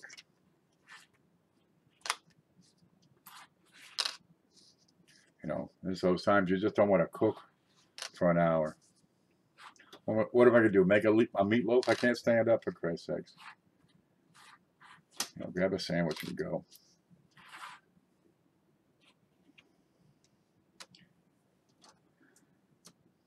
Yeah, some of these are just beautiful. Oh, wow, look at that one. That one's, I'm going to put that one up first. Some of these are very nice. Let's look at this first one. Ready? Let me zoom out and have a look. Let's go. All right. You get a few spots here and there. But this one was looking real nice. Okay, I got a few blemishes, a couple of spots, but nothing too major. Yeah, that'll go 64 real easy. Let's look at the back. I haven't seen the backs yet. Yeah, there's a contact by the C. There's one on the end. But they're few and far between. All right. Let's have a look at the tight stuff. And it still smells like a brand new penny. Still got that new penny smell.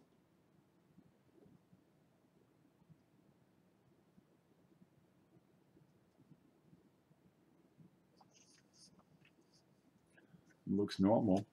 Not a thing wrong with it. That color striation wants to get my attention.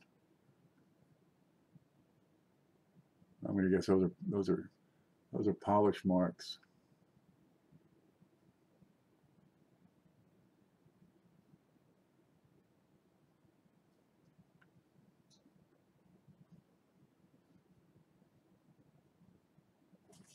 A little bit of a clash under his head.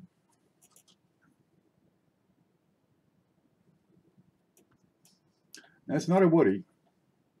Well, maybe. No, those are highly linear polishing marks. Is what I see from this.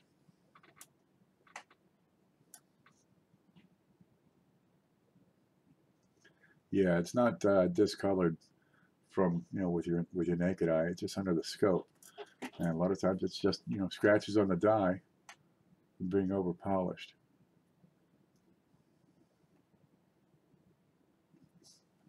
Okay, these are pretty darn good looking. Bit of a clash. This one's got some rubs. Okay, this one might be a loss.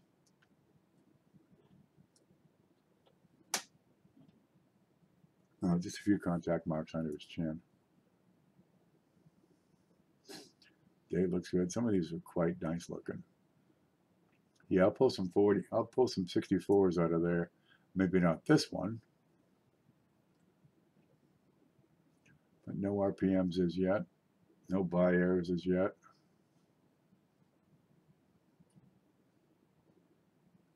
Looks normal. Big splotch. Alrighty. Well, some of these look real nice. They're not turning out bad. I've had some rolls, you open them up and they're all okay. They're all uncirculated, but they're spotty. They got contact marks like they've been in a bag and shaken like a baby, and they're just not that great.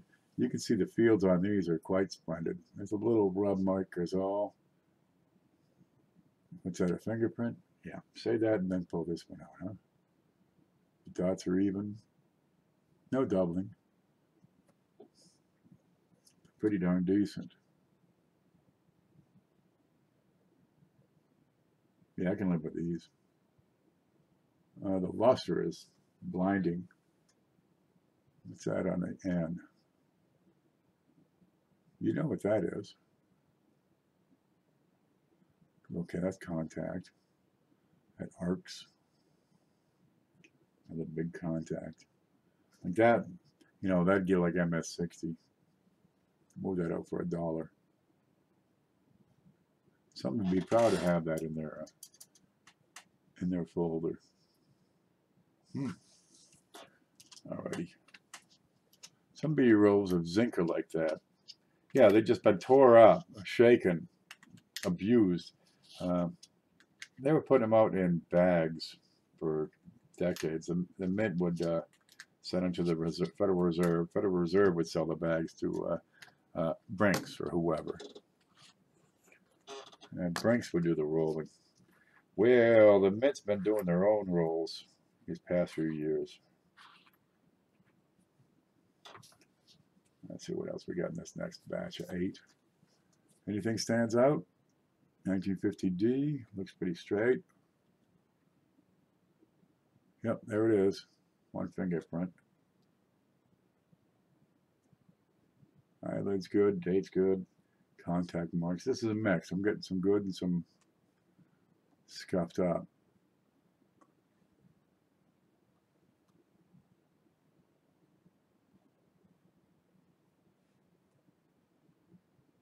But I'm not getting RPMs. So you go through a dozen. What do we got here? We went through 6 or 8, 7. With this little batch would be 15, and I'm not seeing stuff. Maybe I want to look at that one again. That 60D, you saw that we started picking out these RPMs right off. But if you're looking at 5 items in a roll, chances are you're going to find one. When you scan a third of the roll. It's when you hit. That's when You know, you tear the whole darn thing apart and keep on going.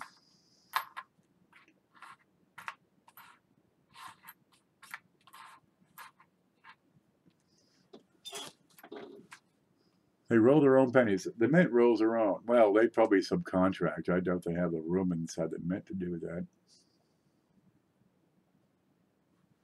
It's a production facility. It's one block in Pittsburgh. Come on. They don't make their planters anymore. Yeah.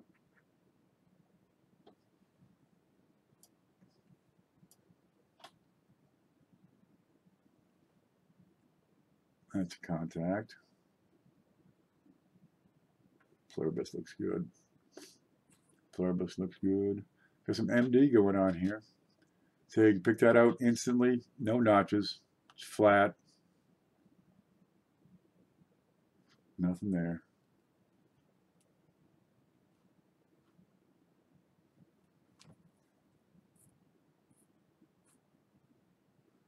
Yep. Check the letters. Check the thickness on those lower stems. You know, you don't have to look at every single detail. Just give it a, you know, check low, check high, check side to side. And it's a decent sampling, enough to make sure that, okay, nothing here. Yeah, that's that set. That's a mixed roll. I'll get some good, some bad. I'll have to pick through that to get the best. They'd probably use an arbor surface. It may very well be. Philadelphia's a pretty big town. Denver's a pretty big town.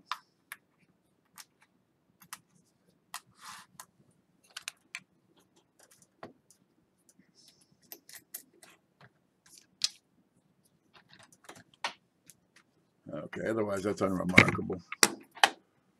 All right, what do you want to look at next? 51D, 50S. Didn't we do the 47D? Yeah, I think we did those. About a 53D. What is that? Oh, paper. We got one that's open, 60p. What's that one? 51D looks real good.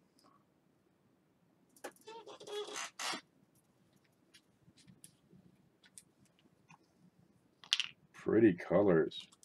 I'm one short, but let's see if you can see the color on that one. Got some great tone on that one.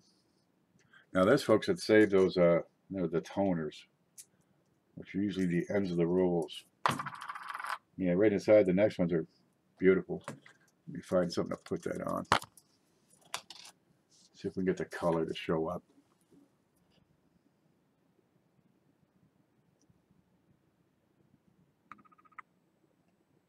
Not even close.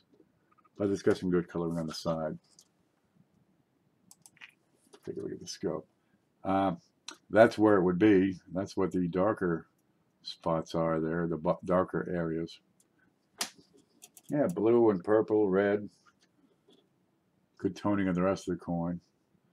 A little bit spotty. 51D. Good sharp strike.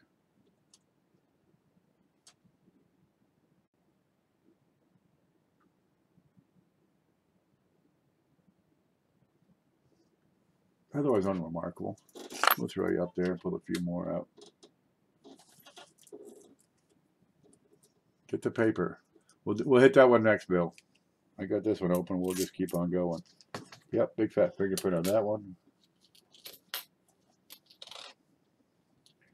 What a great luster on these.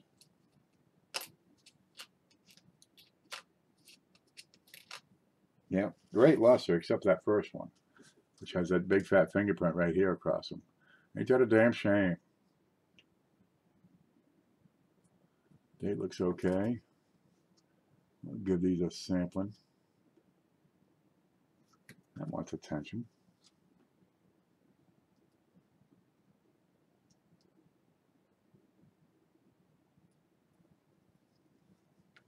We'll keep turning it around till we get the light just right.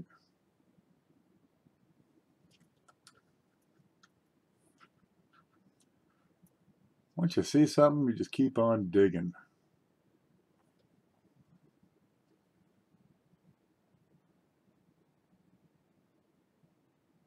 Okay, I don't see anything now.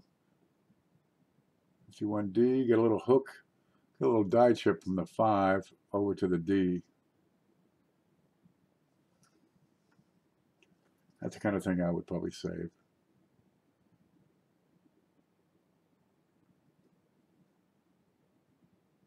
I'm not finding any varieties yet. No.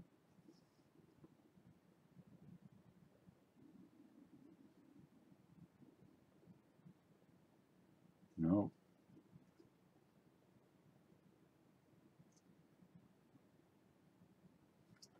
No.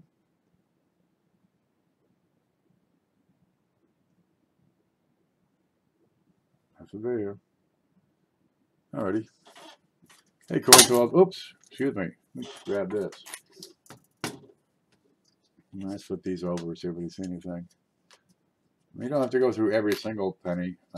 You get a good sampling, and if you're finding nothing, well, you can try another sampling. Still find nothing, well, at least you get a decent set of coins. These aren't too screwed up. Yeah, you got a couple of fingerprints on them. Hope Lemonhead is okay. We were watching SJ. He went to eat, never came back.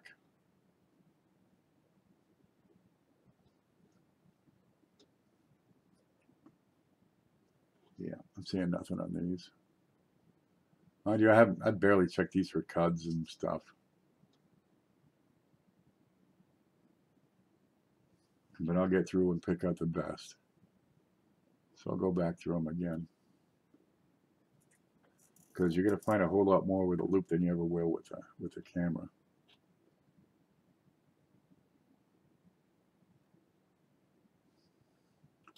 I'm not seeing anything in this batch. Nothing yet. I'm stuffed. Yeah. I'll open up that paper roll next. And be gentle. Remember, the more you handle these, the more marks you're going to leave on them.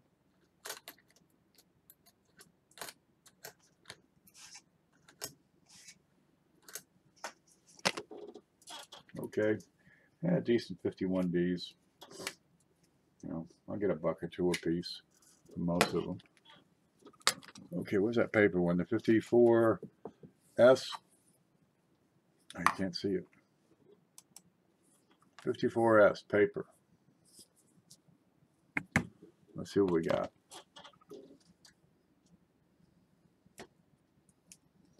Green tape. Has some of it sticky. Probably been there for years. I don't know. Oh, look, I got coffee. I got smokes. Had you on full screen. Mayor Lemonhead stuffing himself. Like a kid in a candy shop. I used to have a candy company way back in the day. I made lollipops, sold them all over New England. White chocolate, milk chocolate, dark chocolate. I took colorings and flavorings, put them into the white chocolate. So now I got pink and blue and yellow and green. Yep, aluminum. Same as the last one, aluminum. And how long do you suppose? They didn't do this, you know, when do they stop fatting the aluminum? Wrap them in aluminum, it'll save them. Well, that stopped around the 70s.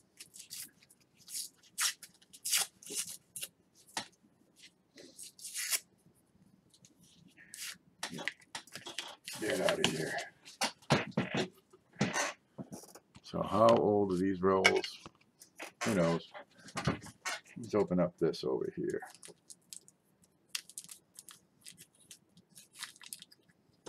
Like lifesavers, huh? They still make lifesavers? Yeah, that's when I had the candy company while I was looking for this one. Hey, we're hitting all these stores. Why don't we pick up lifesavers, you know? Offer those in as an additional product. They look real good here.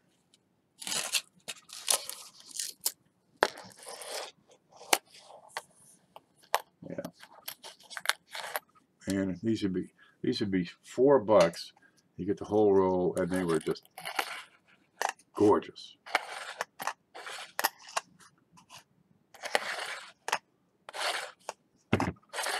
have a look, see what we got.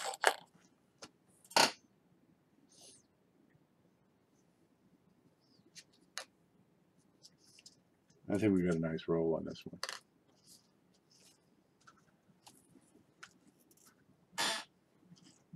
Let's see. Come on. 1954 S. Good and sharp, clean.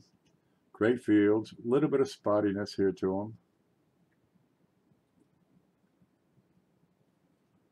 No dive rays yet.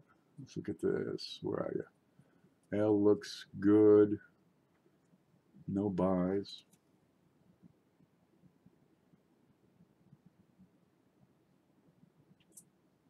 Nothing yet. Real good shape.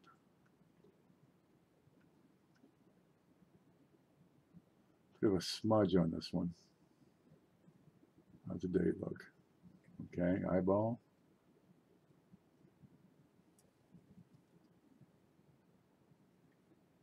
Maybe that one wants attention.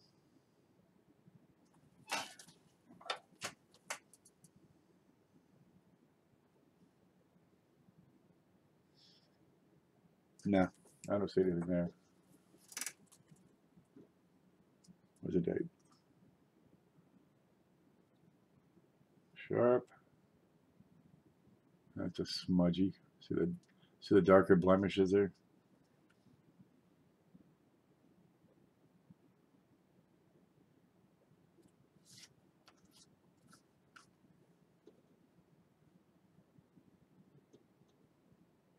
That looks normal.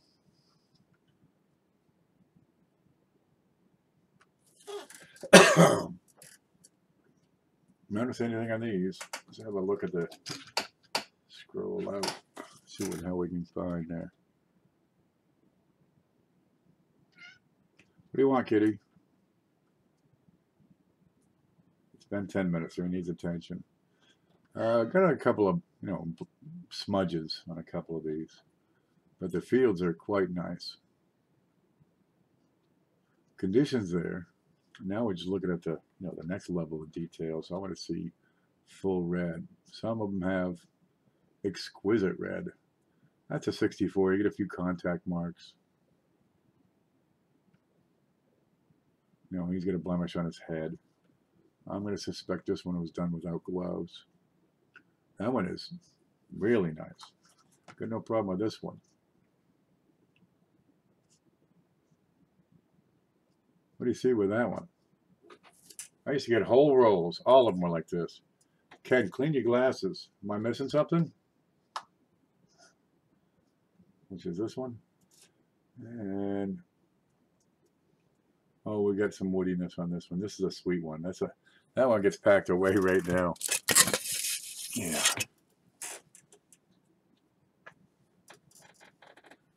We got woody. Almost no spots, no nicks. All right. You got a good even strike. Any contact marks at all?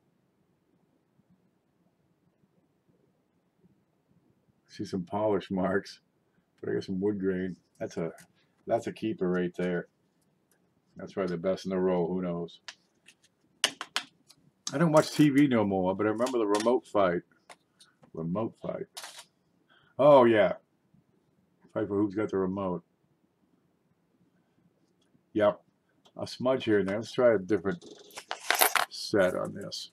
Let's look at a few more. Once you start finding real nice shit, the real top dollar stuff, dig. There's another one with a smudge. I think it's aluminum might have smudged these up.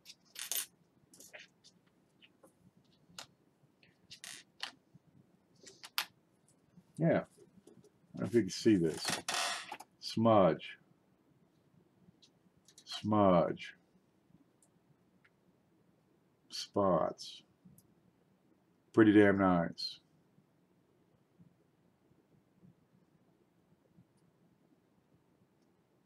Pretty damn nice. Smudged. Hit or miss. How come?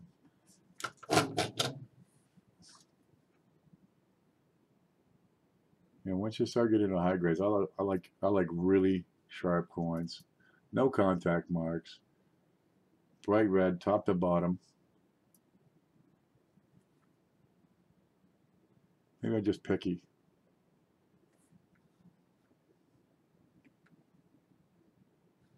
Yeah. Some of these I can use. I'll put together some sets of 50 different wheats, and these will go in there, the smudges. Okay. I'm thinking a lot of this is because of that aluminum.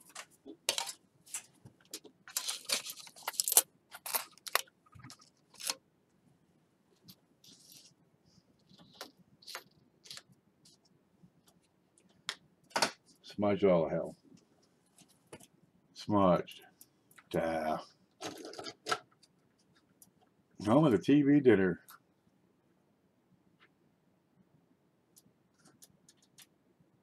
Smudged.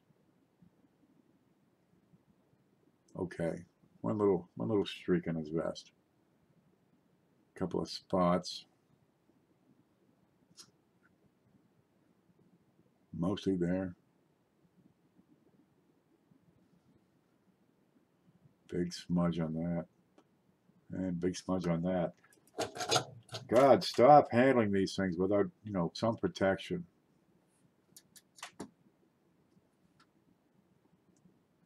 Because one day someone's going to open it up and say, these are smudged. And that one's gone. That's got to scratch it across them.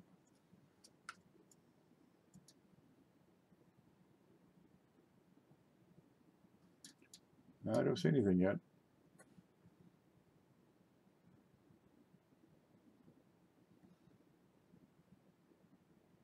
Yeah, I'll keep that one around. Okay, that was not the best roll.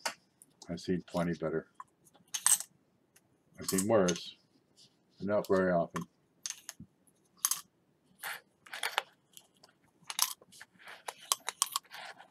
And I get a few out of there that'll help me. I mean, if you only get 3 or 4 MS65s out of roll, and they're really, really nice, you can still pay for the whole darn roll.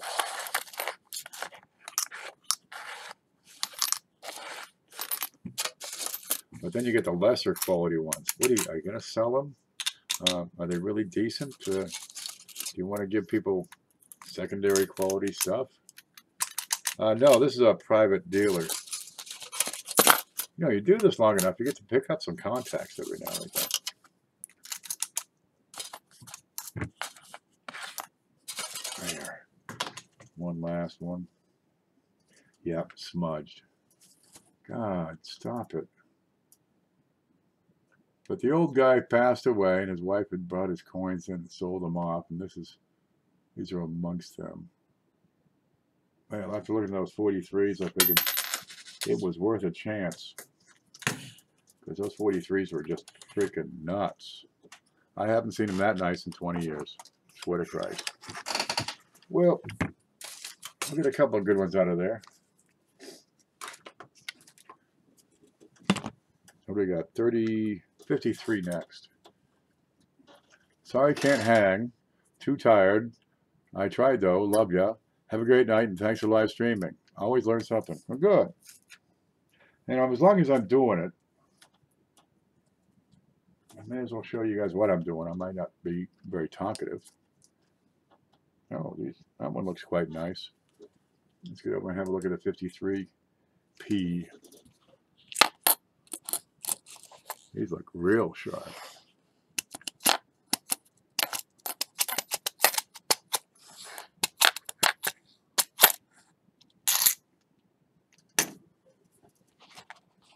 Wiggle them out. Got another paper. Got a couple more papers after that. What are we seeing? There's one with a smudge. This going to be a repeat of the last one, because I need the 53s.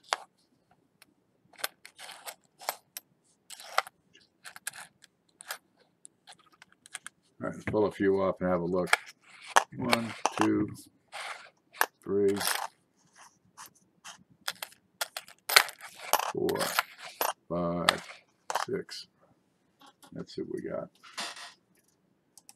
What do they look like up close?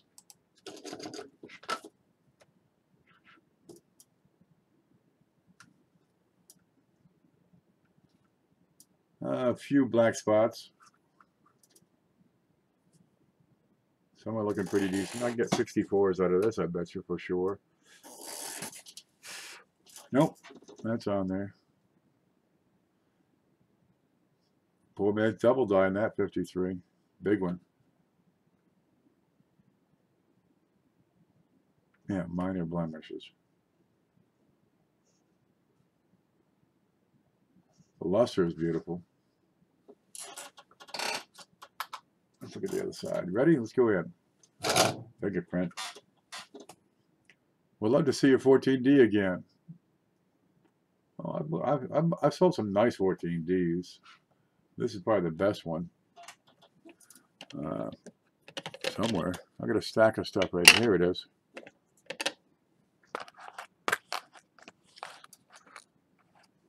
I'll put it beside the 53s for a moment.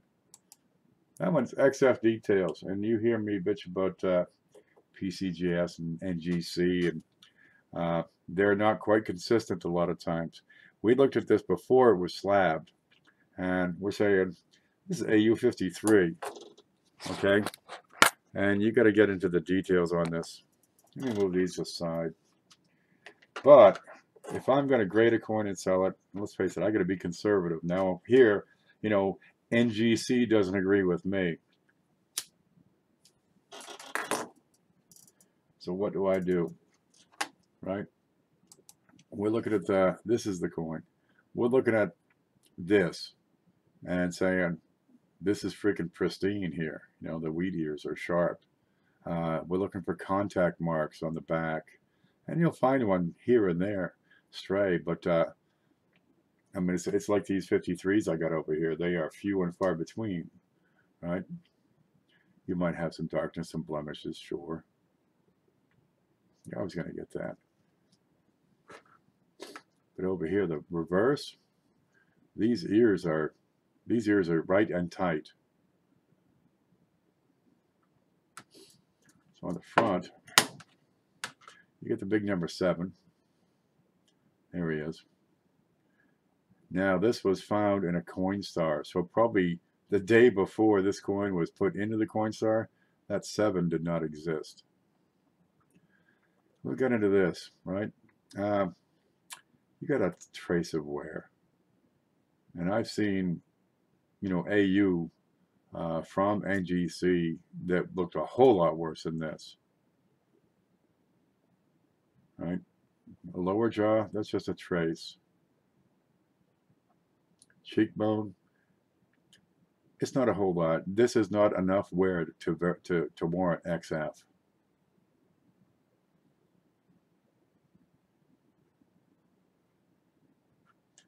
But if I have to go conservative, I'll go XF 45. But it's a whole lot better than XF. I give this AU. All right, there you can have a look at the details on there. Great hair.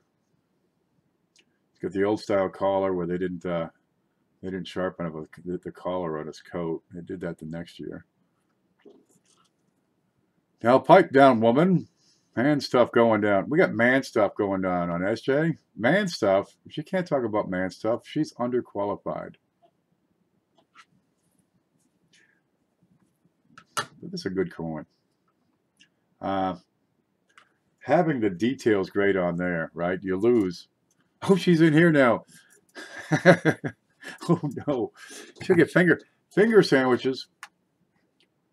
Okay. Once you get details on the slab, there, details. You don't get their guarantee anymore, right? Now, the whole point of having a slab, one, so you can sell it sight unseen, but nowadays we have the digital camera. And second, so you have their guarantee. If it's not what they say it is, they'll replace it. But when you get details, all bets are off. So now what? I have a $1.50 container that cost this fellow, you know, 80 bucks to get it put into. That's what it is. If you get details in your slab, you just lost all your money because first off, they're going to undergrade it. They're going to protect their ass, right? And if you got no guarantee on it, I could break that thing out of there and I don't lose a dime. Furthermore, having it broke out of there, I can offer my opinion and nobody's going to argue and say, no, that's only XF. It's not XF. They were wrong. This is where NGC dropped the ball. I've been saying that since I saw it. The back of that, dude, is sharp. You're looking at the metal shape, right? The surface of the metal at this magnification here.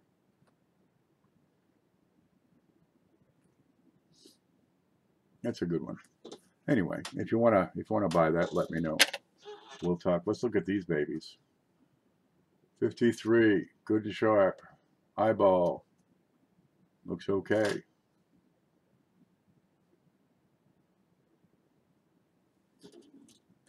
I'm going back to Coinery. You can stay here. We'll let you talk about man stuff, even if you're not a man. Yeah. Has your dye deterioration on the 53. Real strong one, too. Well, is that actually like 3 layers of dye wear? Like they turned it off, waited a minute, turned it back on. That's pretty sharp. This looks good. Okay, let's look at that 9 in there, huh? What do we see in the 9? A little bit of dye wear, I suppose.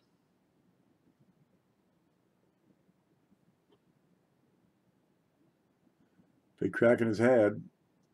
A couple of them. Now, see something like that, you want to take apart and look at it real close. See if we got a retained interior dye crack or dye break.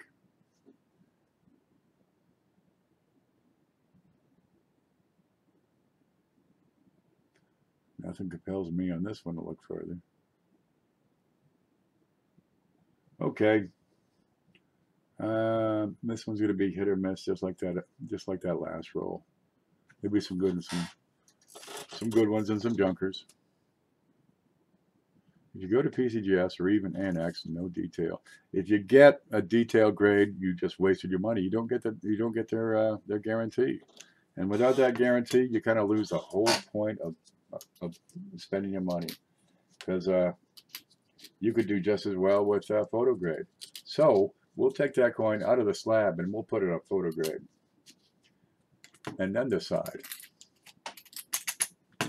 And if we put on photo grade, oh well, this is an NGC slab rather than a PCGS. You know, it's one thing to have your coin slab, but when you take a coin and put it against their own gradings that they post, then it just plain looks bad. There's still a level of subjectivity to these. I was looking at a Pilgrim yesterday. It's probably still on eBay if you want to look at it. What's this? Cat here. It's probably still on eBay. And it's graded MS66. And I look at the back and the wear on that, I wouldn't give it XF. They just dropped that ball. And the case is made. These companies do it all the time. Kitty, stop licking my toe. That's really disturbing. Anything on that? Maybe? Dots, spots, back? Don't see it. Well, they say they're going to jury the coin by 3 people. And I see these coins, you know, they're frigged up. Dude, somebody dropped the ball, and ain't no way it got past 3 people. What? Here he comes. Yeah, there he is. So are they bullshitting you and saying, oh yes, we juried the coin with 3 people? No, you don't. If you did, this wouldn't happen. So now you're down to 1 person. Proved it. And 1 person can drop the ball. They get a bad day, your coin comes back, and it's off by, you know, MS65 down to MS62. That's what happens. Who pays the price? It ain't them. Because if you read it, Kitty, you got to get the hell out of here. No, seriously. Look, I love you, but you got to go. Well, if you read their guarantee, You know, they can give you the difference between what your coin was graded and what it actually is, right? They can, and if it's lower, because if your coin's better, they're just re-slabbed. Oop, go on. But it's when they're frigging up. They can buy the coin from you effectively, or they can replace it with something else. You know, sorry you get nothing, here's your money. Or sorry about that, here's a different one. Totally different coin. You get the same problems all over again. I would not grade it if they tell you the grade, but they do not work that way. What's my beef? This coin is MS69, right? Here's an MS. Your coin came on MS69. Tell me what the hell killed that extra point. All you get is a slab. You don't get here's why. Where's their reasoning? Show me some show me why. What the hell's that one?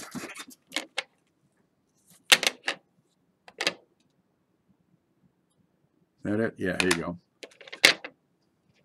Here's an MS69. It's beautiful, right?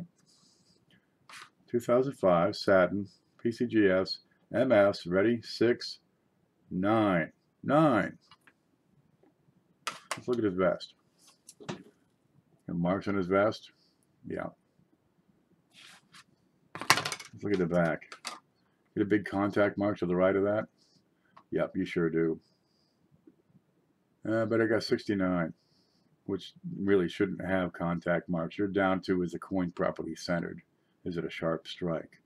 Right? You're not looking at, you know, a contact mark a third the height of the columns. Yeah, they drop the ball. And they do it all the time. I see it all the time. What do we got? I got these today that came in. I haven't looked at them under the scope. Let's back this up just a bit and have a look. Let's see if we got any defects. We're looking for a defect. Okay. This is an eagle. In God we trust. But if they're going to give you a 69 grade, what's wrong? Tell me what the blemish is. Because if I can't find it, I'm going to be pretty damn upset. Okay. This is NGC graded this one. This is a 2012 Silver Eagle, brilliant uncirculated. Let's find some blemish. You see any blemishes?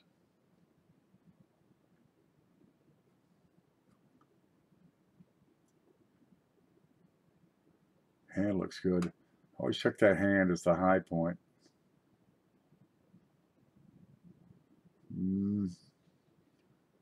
No, nothing there. Looks okay. The only thing that makes it not a 70 are microscopic flaws in that magnitude. Yeah. But when it's a third the height of the columns, that's not microscopic. Maybe a little something on fine. Like I got a little tiny rub there. Now this looks like it's pretty sharp. Let's check that eagle.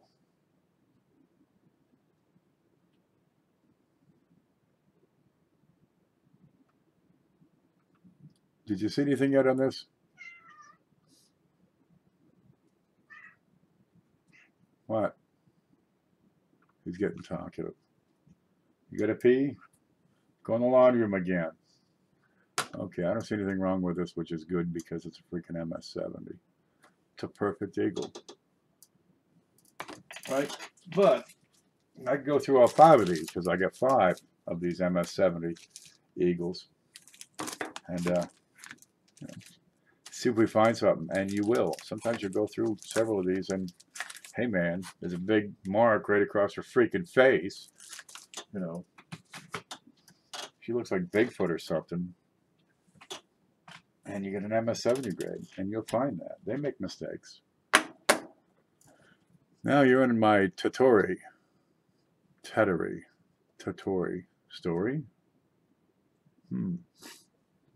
I say the swirl, and sometimes the color difference. Yeah, there could be some color difference. You can go back through that 2005, and dude, the things are burnished. That's a sweet coin. Ain't no color difference on this. It's uniform. It's sweet. And it's got fucking marks all over the damn thing. You can't hide that. You can't hide that from and say, oh, it's microscopic. No, it ain't. It's wider than the C. It's wider than the A is. And there's no color difference on that. Okay, well, tell me what is. Maybe up at the mark on the rim. You know, what is it that brought it down to 69? Here's an eagle. It's what is it? It's a 2012 eagle. First release. Got the little eagle. You know. Let me show you this. Got the eagle. Real pretty coin. There's the back on there. PCGS. Okay, knock it off. Will ya? Seriously, you're bugging me. Go on. Go find something. Go dig something out from under the fridge like you did last time. Asshole. Oh, it's gone. There you go. So you get an MS-70. And there's 5 of these available. Now they say $54 a piece is what Numis says, but I haven't checked the price on PCGS. Did they polish her fingers off? Ain't that a darn shame? Yeah. Solid strike. There you go. That's what you get. But I haven't looked at these fully yet. I'm just giving you the grading definitions they use. MS-68 is premium and has perfect luster, so it's not color and cartwheel. Let's look at the next one. This one's number. The hell's this one? That's number 72. That last one was number 66. Okay, let's look at 72. See what you got. Her hand is clearer, so it's a sharper strike than the last one. You got that big spot there, right in the center.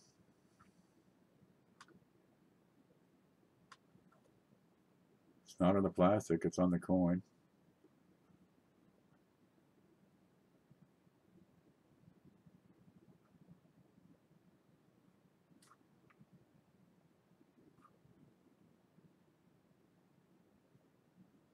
Most of it looks okay.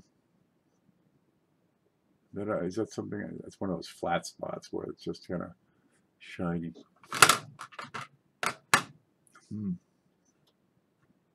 But if you want some of these, they're $50. I have not checked PCGS's site for their prices yet. What's that, another spot? To the top of that wing? Now make sure you don't get this one. One year, if I get the year, the flag is sharp as heck. This one? Nah, it's not too bad. That's about normal. I think she's got a bit of a thick neck. Did they increase the size of her neck? Yeah, that's got one little dot. But it doesn't matter because it says MS-70. So people will buy the darn thing and say, oh, look, I've got a perfect coin. Well, look at it. That's how to tell. You know, don't take their word for it.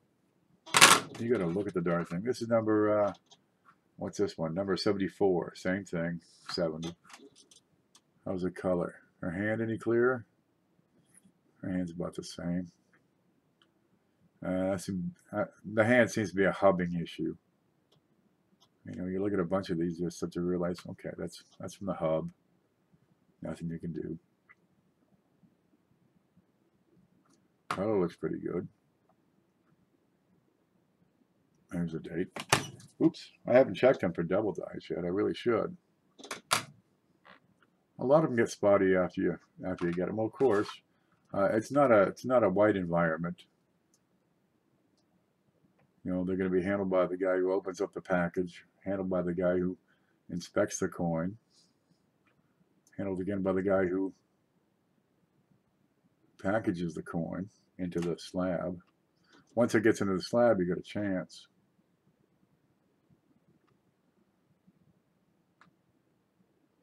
I'm not seeing much wrong with this one. This one looks okay. Yeah. Look at line in I. Liberty. Name the word. Line in I. Okay, start over here. Unai. Looks good. What's going on with the E?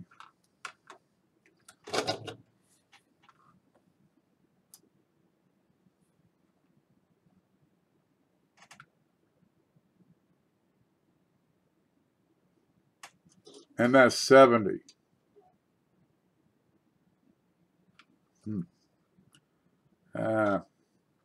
Die gouge, perhaps?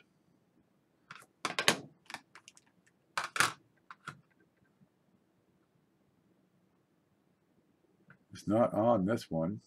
That's United. But on this one, on United,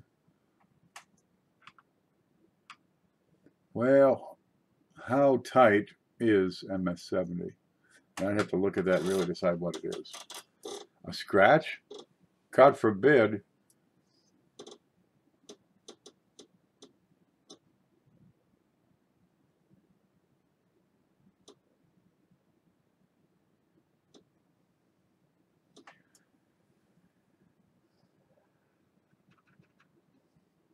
That's a contact mark. That is a contact mark.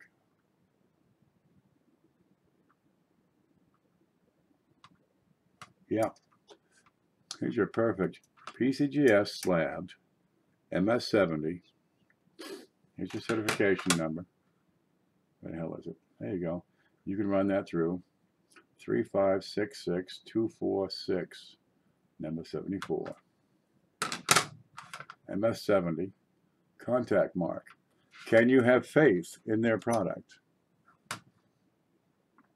Okay, they're humans. We got to give them some leeway. We got to.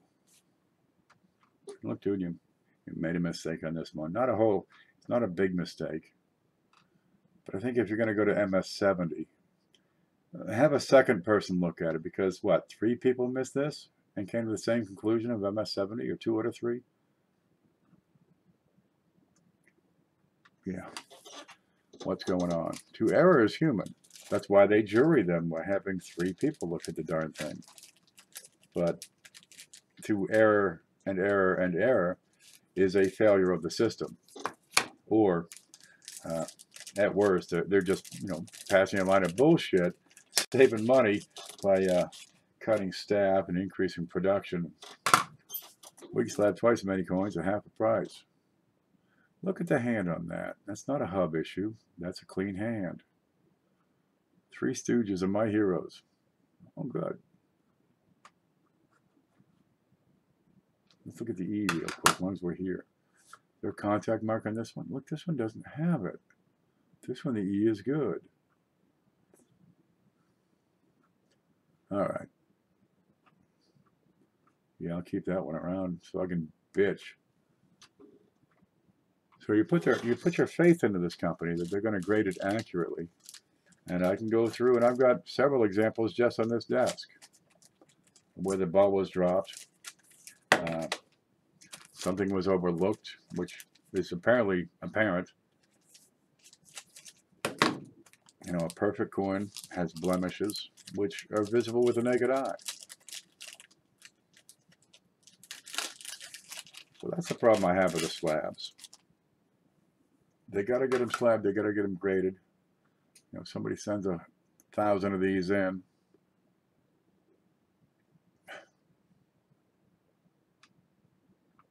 and in United. Okay, perfect. MS-70. That's 2 out of 5.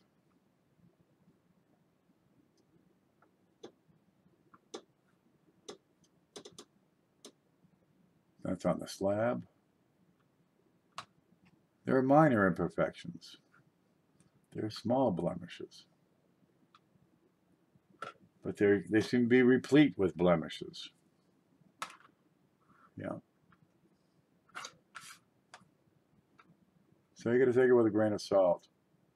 There's another spot. Love the design though. I got no problem with the design. Looks like we're doubling while we're at it. Cat's back.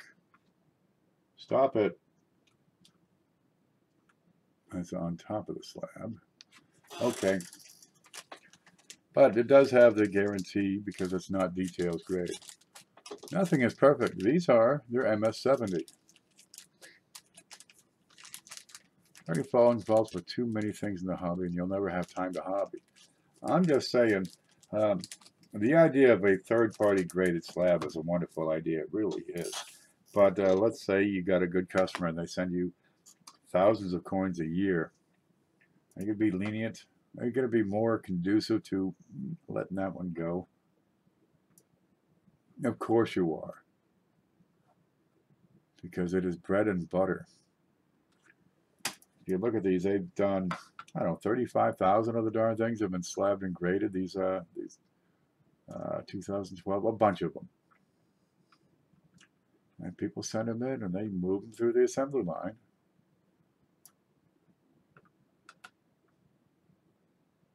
And you get a guy that's putting, you know, how many thousands of coins in at a time? Do you let something slide to keep that account? Because, you know, he can always take his bit. I can just take my business over to NGC. Slabs didn't exist 30 years ago. The hobby's been around a couple thousand years. What, 84, 85, 86, they were putting it all together. So right around 30 years. But we lost so much because everybody, you see it all the time in the groups, you know, they put up a coin and say, oh, you got to get that slabbed. You got to get that slabbed. Look, they said it to this guy. You got to get this 14D. You got to get that slabbed. You know, so we know it's authentic. And not one of them sons of bitches that said that bid on that coin, which is why it's on this desk. You know, you got to get a slab. Well, geez, I bitched about that on another stream for an hour and a half. Grade it yourself. If you're not doing the homework to grade it yourself, if you're not, you know, experienced to grade it yourself, you got no business investing another 80 bucks, you know, or even 20 bucks into getting it slabbed. You're just throwing good money after bad if you don't know what the hell it is you're slabbing. All right? Does it have details? Because if you get details grade, you threw away your money already. Nope, we did the 53. I see details grades all the time. Well, I got a couple of them. What's this one? 53D. And still in paper. Bauer started and and that was it. Bauer started PCGS or? Don't know. It was handy then because you could look at the coin, you could look at the grade assigned and trust in it, and buy and sell the coin without seeing it. But now the digital, this camera is 20 bucks, right? You can't spend 20 bucks on a camera. You can, and then you have the ability to send a picture of that coin around the world in seconds. He was a big deal to use it first. That's pretty handy back then. Now he dealt with a lot of higher end coins, so it worked for him. He could, you know, he could publish a catalog with photos. Come on, get off.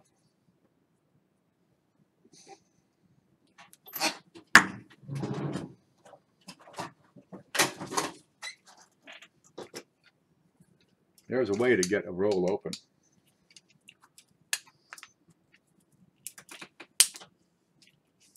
There.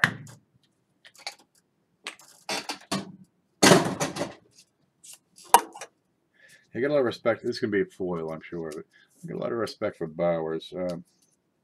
He did a lot. He wrote a lot. I'm reading one of his books now. I think it inspires a lot of people to become more professional at what they do. Right? And it's one thing to handle the coins and buy them and sell them, but take the step and become the pro. Q. David Bowers. You can look up his name. Right? You had Bowers and Marina Galleries. He does a lot with stacks. Big name in the coin industry. What do we got here? They look about like the others. Real decent. Let's set these out. Let me just pour them out. And he did a lot of cataloging of collections for stacks. He sold and handled a lot of important coins. Oh, there you go. He's got Stacks and Bowers. There you go. You know, for 30 years, if you want to list your really important collection. Oh, these are exquisite. Okay, there's one with some spots. Well, the 53Ds are wonderful. I like these a lot. He handled them. He was on top of his game. There you go. These look wonderful.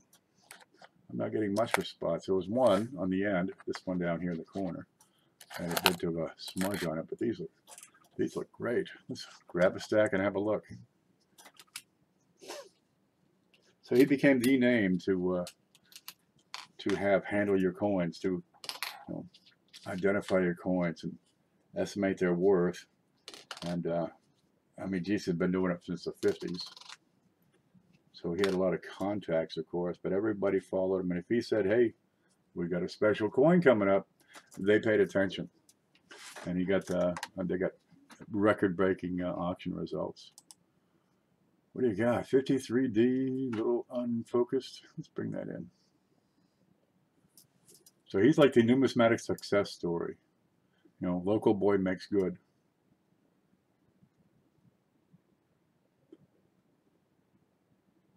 That might want some attention. Good color, good tone. Real clear fields here. We got some gems. I'm not even seeing rub marks. It's a good roll, this one. It's a real nice roll.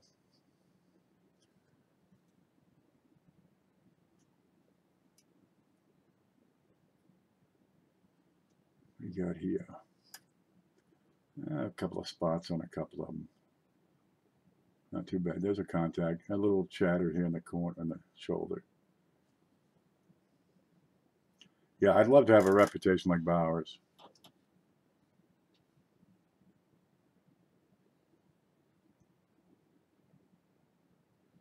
Die crack? Yep. Right up there in the head. A lot of these look real good.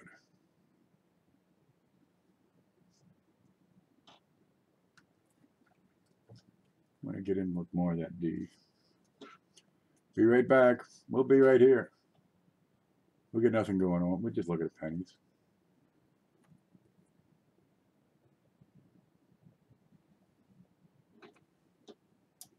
That might want me to look at it with a loop.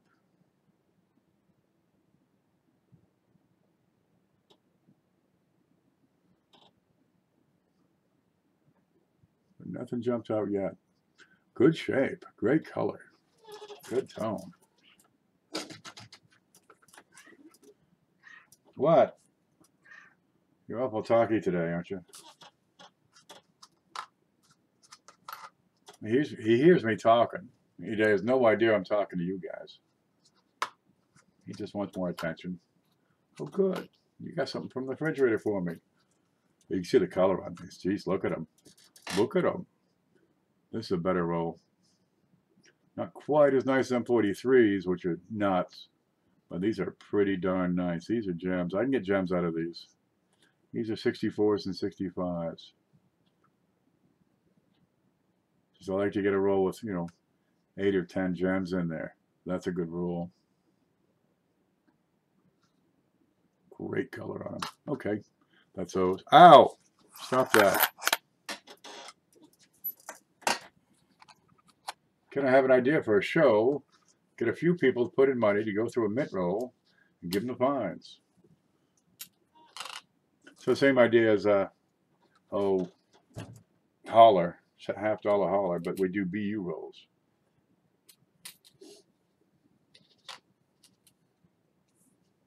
Geez, if you get a hit, you know, if you hit, you know, you get $10 in on that roll and you hit, you know, you got $200 coming.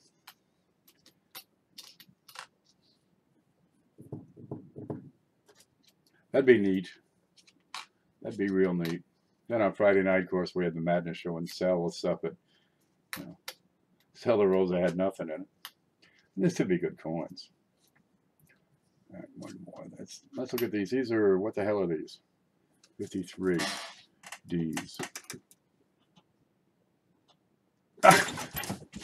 Enough! You bit me. I hate cats. Yeah, these look great. Have a look at the color and tone on this. Look at this one. That's beautiful.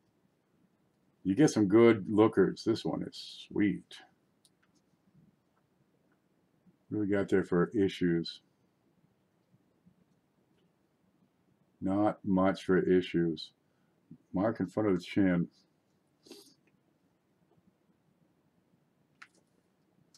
I mean, you couldn't do it on grade, because otherwise you'd have to grade them right there. I'm a 65, I'm a 66. But you could do like the best out of the roll, you know, so they're going to get something. This chin looked big on that one. Color on these. These are gems, some of them. Okay, let's go in and have a look. That would be neat. The issue then is, you know, keeping up with the volume. God, you can go through 5 rolls, 10 rolls, 20 rolls. Looks good there. 53D. Anything in the D? Where are you? That'd be a lot of pennies to go through live.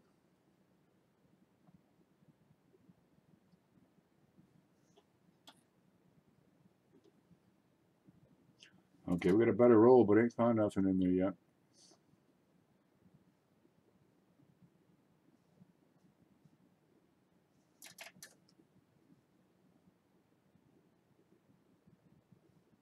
Okay, right on the top of that D.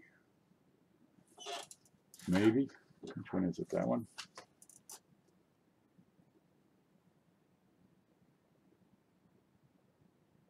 Oh yeah, these are gorgeous. In hand. These are scrumptious. Yeah.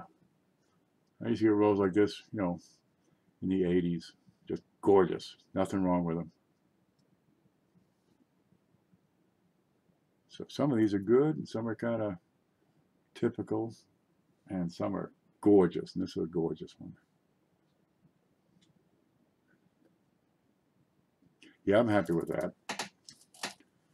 This one gets set on the back table. Those are the back table rolls. Those are the good ones. And I'm going to be gentle with these. Guess that would be the catch. Yeah, these are good 53Ds. What's 53D in gem red and 65 red? Because I get 63s and 4s in this. If I went through and picked them right, I might even get some 60, okay, 1 or 2 66s. I mean, look at them. Look at them.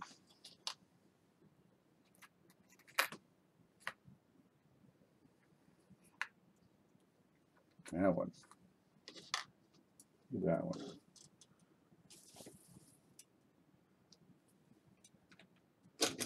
Back it off some. The $1 Million Penny Show. This is a good penny right here. Shopping it. Nope, got a mark under his ear. Ain't that a shame? Yeah, I'd get 64 for that. What's this one looking like?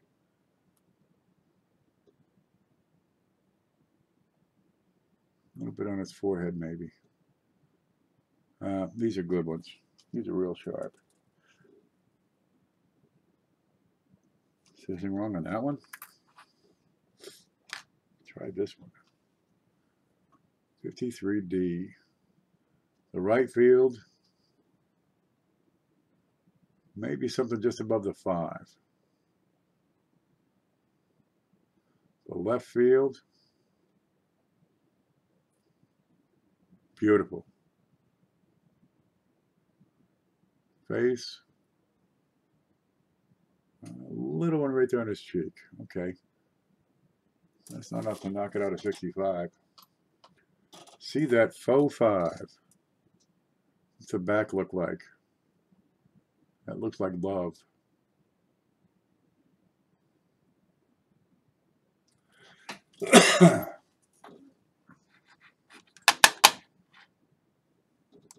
There we go. This is what we're looking at.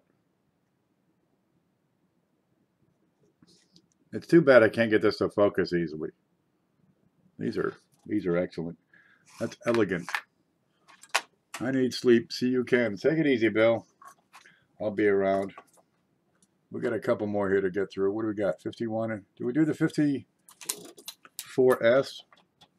We'll loan a couple of them. 50S, 60P.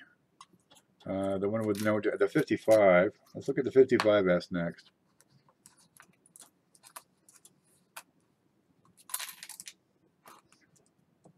Let me handle these gently.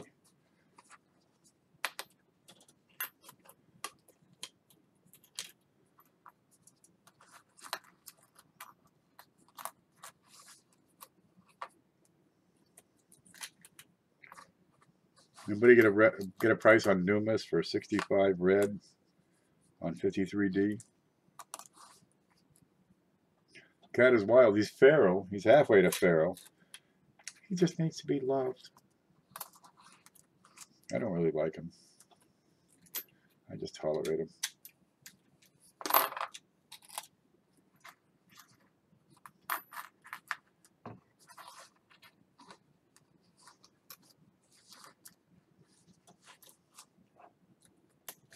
Yeah, this is a sweet one.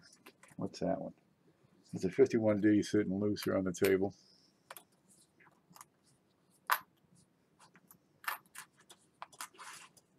There we go. I'm going to look this up on Numis. There we go. One moment. Go to Numis, click on this, cover that up.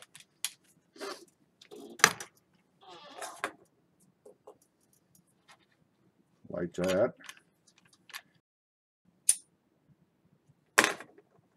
It's loading. Moderns.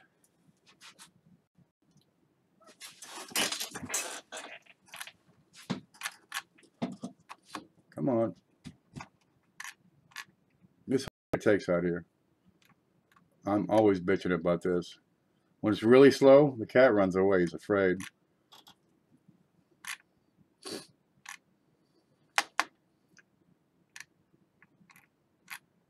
Oh, made it to 47. Come on, another page. A, D, red. Jesus.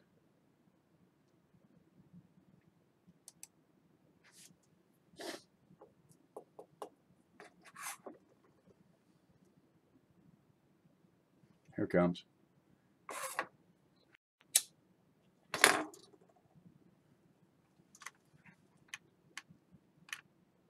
$53D red. Now you saw the quality of these coins. MS64. That's not it. That's not it. There it is. Okay, MS64 is $7.50. MS65 is $19.20. Yeah, I can tell you these. Most of them are 64. Some of them are 65.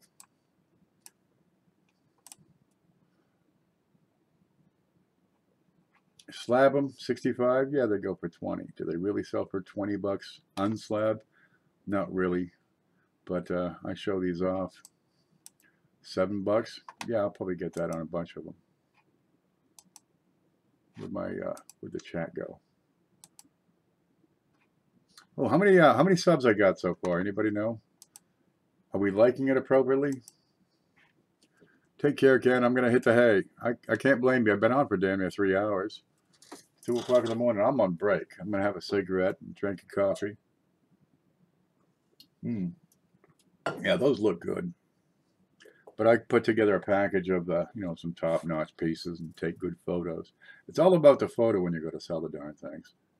And you show them what it is and say, this coin for sure. And they go. But something like that, I'd want to put in, the acrylic holders, which still have not shipped. That terribly bothers me. I'll give them I call them up and tell them what I really think. Looks like a mirror a lot of times. So good night, Lemon. Oh, there's some tape. Yeah, B-rolls are handy. You find one, you find a dozen. You don't find one, well, if they're good enough, you can piece them out and get top dollar. And if they're just run-of-the-mill BUs, they're still handy for building, a straight run or a small set. Did ever sell that 2 cent? I got one around here somewhere. Where the hell did it go? The one that we were looking at a couple of days ago? There it is. I still have it. Ding, ding. Where'd it go? Let me find it. There. I had a $10 bill on that. Nobody's really interested. If you'd like to have that for $10 shipped, that might perk you up. You got a complete rim. It's not smudged into nothing. A little bit woody up here at the front, on the top, because they are French bronze in 1864, and just a touch of verdigris on the side over there. Pretty good solid brim. Yup. We go from there. Stabbed. Anyway, if you want to order something, just get a hold of me by the email and we'll get together. I'll send an invoice. That's going to give you buyer protection. It's going to give me seller protection. The slab one. No, not yet. Where are you? I think it's on the bottom of this stack. Nope.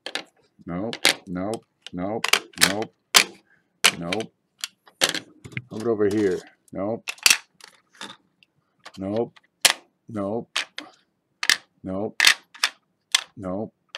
Next. Nope. There it is. No. Still here. 64 brown.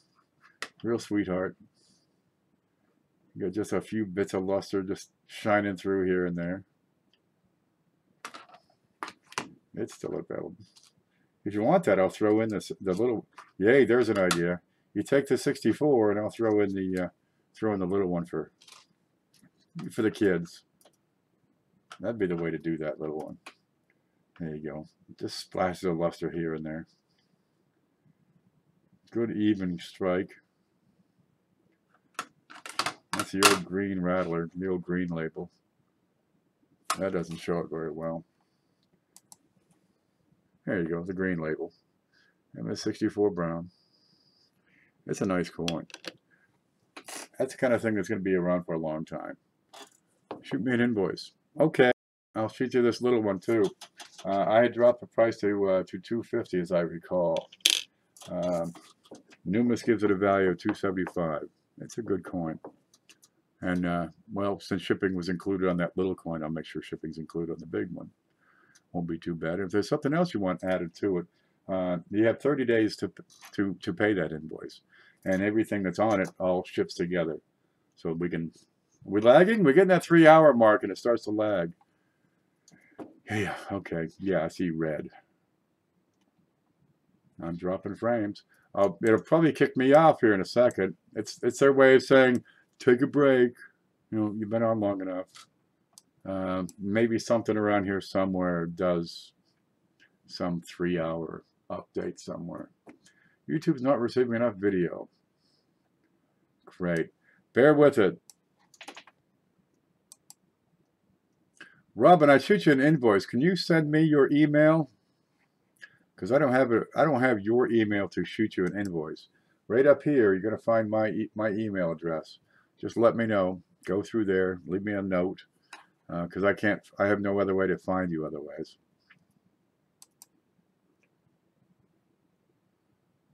The whole computer's crapping out here. Come on. Let me see. I've got your channel loading up.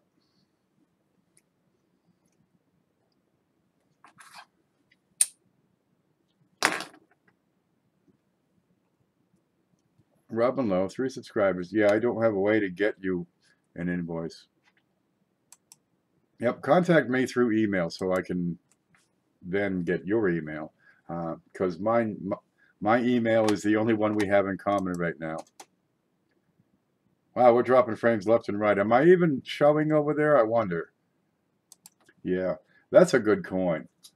You'll find there are better ones, but you're going to pay, I mean, top dollar. There's 2,000 1864 2 cents that are as good or better. And once just, I'm not even live. Oh, to hell with this. It's trying to start up again. What are you doing? Wait up, folks. This thing's gonna crap.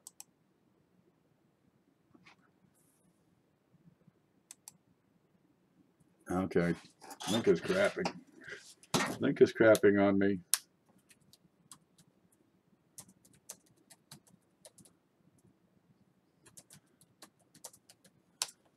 Stream is crapping. Please stand by.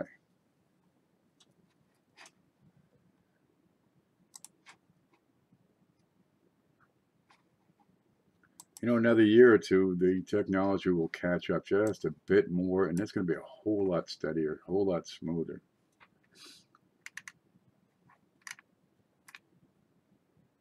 Yep, yeah, it looks like people are starting to doze off here. Not too many. Let's see what it does. We're still in red. We're going to be in red. I am far from green. Let me know if I'm live. Okay, we'll just take a few moments. Okay, there, I'm going to set these aside for you so they don't get lost. Kitty. Can you hear me now?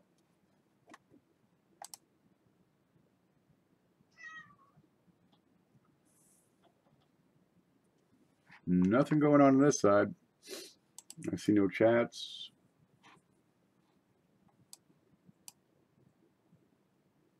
Okay, that's green, but that's red. I'm green, but YouTube is red.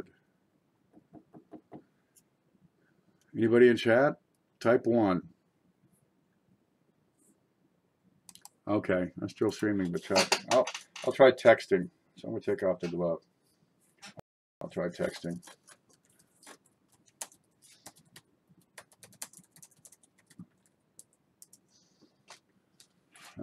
Oh, there it's green now.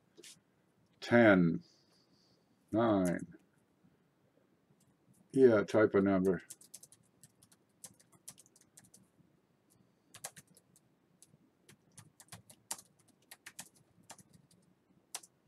There we go. We got a couple, 3 of us are up.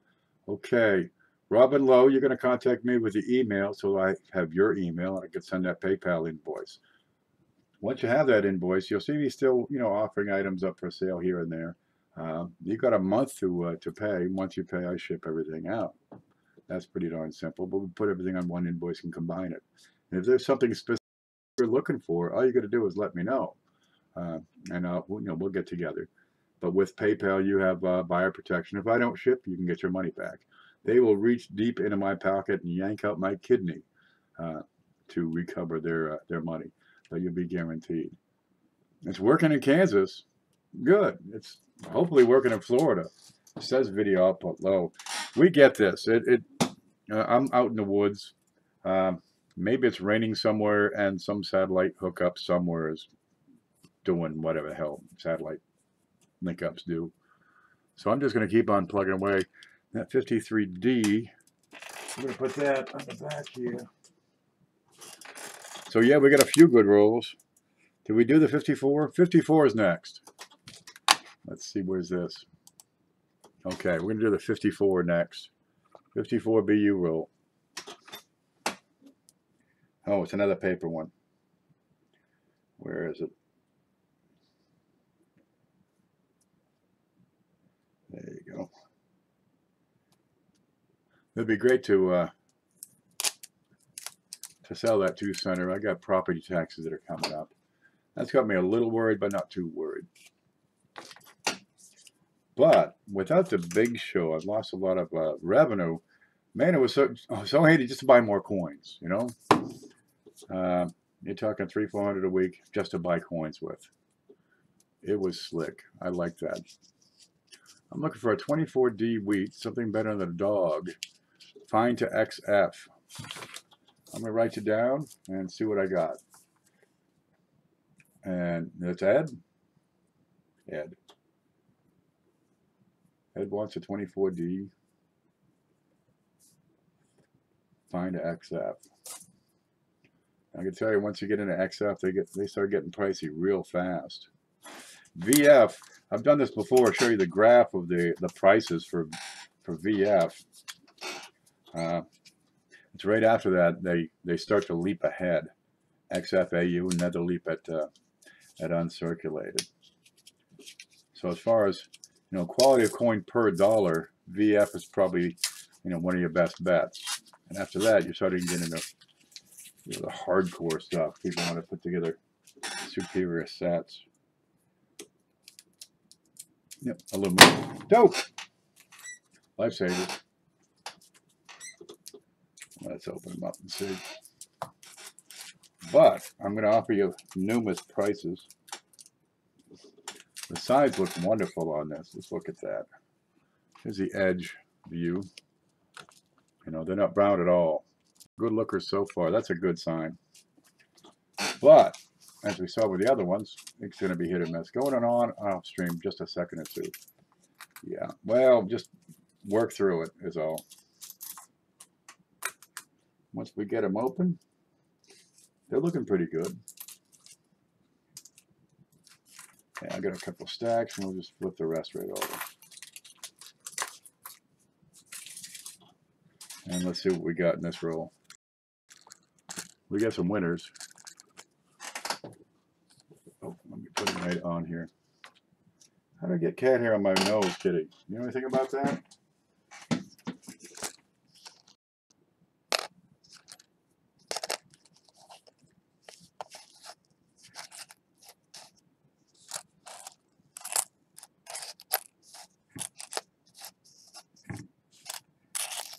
They look pretty good to me. Okay, pick them up, take them over, flip them over as we need to.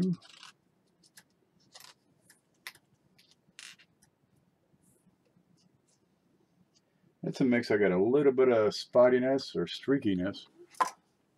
It's like the, get out of here. Like the wrinkles on your grandmother's head. What's that one? That one. See? Right there. That's what I'm talking about. I'll show you this over here up close. When you have them wrapped in aluminum, you get this. You get the corrosion. Now it doesn't show it well here, but that's green, baby. Green is a goddamn leprechaun. That's corrosion, and that's probably from the paper and the aluminum. That one's shot out, which is too bad because otherwise it's a good looking penny, Yeah, that corrosion. That's what happens when you're wrapping aluminum. And I've seen whole rolls just friggin' screwed up. Got your email sent to you. Thank you very much. And that one's good. Now you still got one good side. So something like this you can put in a folder, where you can't see the back. And well, some kid will like it. There's nothing wrong with pleasing the kids. Okay, there's one that looks real nice. That one right here. Yeah, I get real good feels on this. Limited marks, almost no marks. Face is good. Okay, I've been looking. And a few contact marks. Nothing too awful. It's a decent roll, but with that green blemish on that last one, I'll have to go through each and every one and have a look. Here's what I'm talking about, the little streaky lines. Lightly spotty. They're not black, they're just little whispers of gray. There you go. Some of them are quite good. All right, let's go in close. Let's see what we can find. What are we looking at for 54? Well, I don't have my notes up in front of me, so we'll look at the regular stuff, the eyelid. Look at the date. Look over here at Liberty. Okay, what do we got on that L?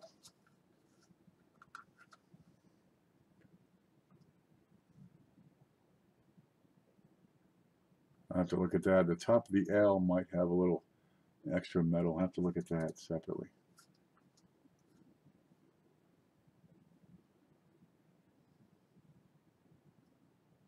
How's it doing? I don't see a red or a green. I might not be on. Oh, it's red. All right. Yeah, I guess that night and it just says we had enough. These look okay. Not a thing wrong with them, except that green one.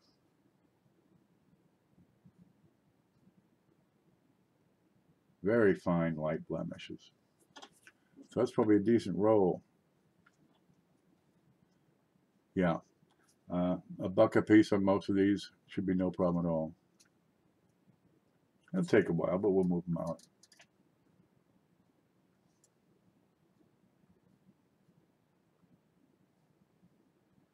MD, what do you got there? Top of that 9.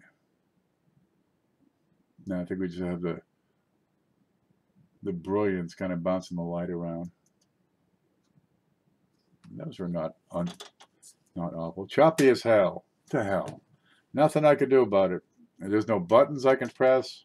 No way. I got nothing. No equipment I can hook up. That'll probably just slow it down even further.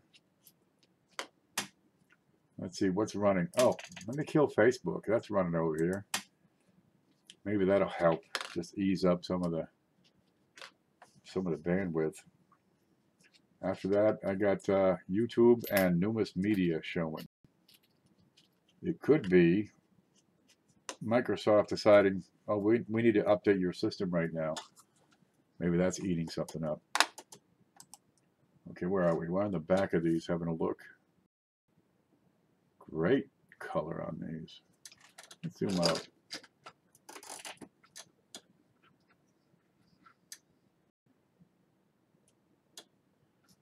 Yeah, they're pretty solid as far as color. A few light gray blemishes. Like above the T, going to the left, or rather to the right.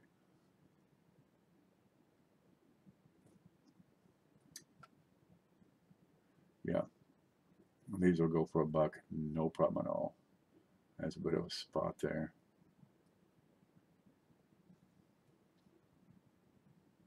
Okay, let me set those aside. Looks like the stream is crapping. I've been on for 3 hours. That's about when it starts to crap the hardest. So how about we call it good? Because I got a couple of these rolls I'm going to get through and find out, you know, ID those RPMs, for example, from the 60s. We didn't do, what didn't we do? 53P and the 55S. I wanted to look at those too. We can save that for another day, I suppose. You know, they ain't going anywhere. Yep. Now, if there's a roll you'd like to have these, let me know. You know, we'll get together. Most of these are pretty darn solid. Yeah, I probably ought to get some more.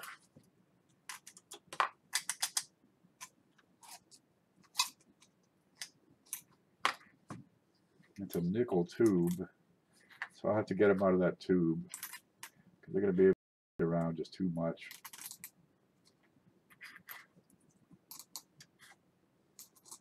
I don't want to screw them up. Okay. Folks, I want to thank you for stopping in. But this thing just, it ain't going to stream no more. So we'll call it good. Does that work for you? I want to thank you. We'll do it again.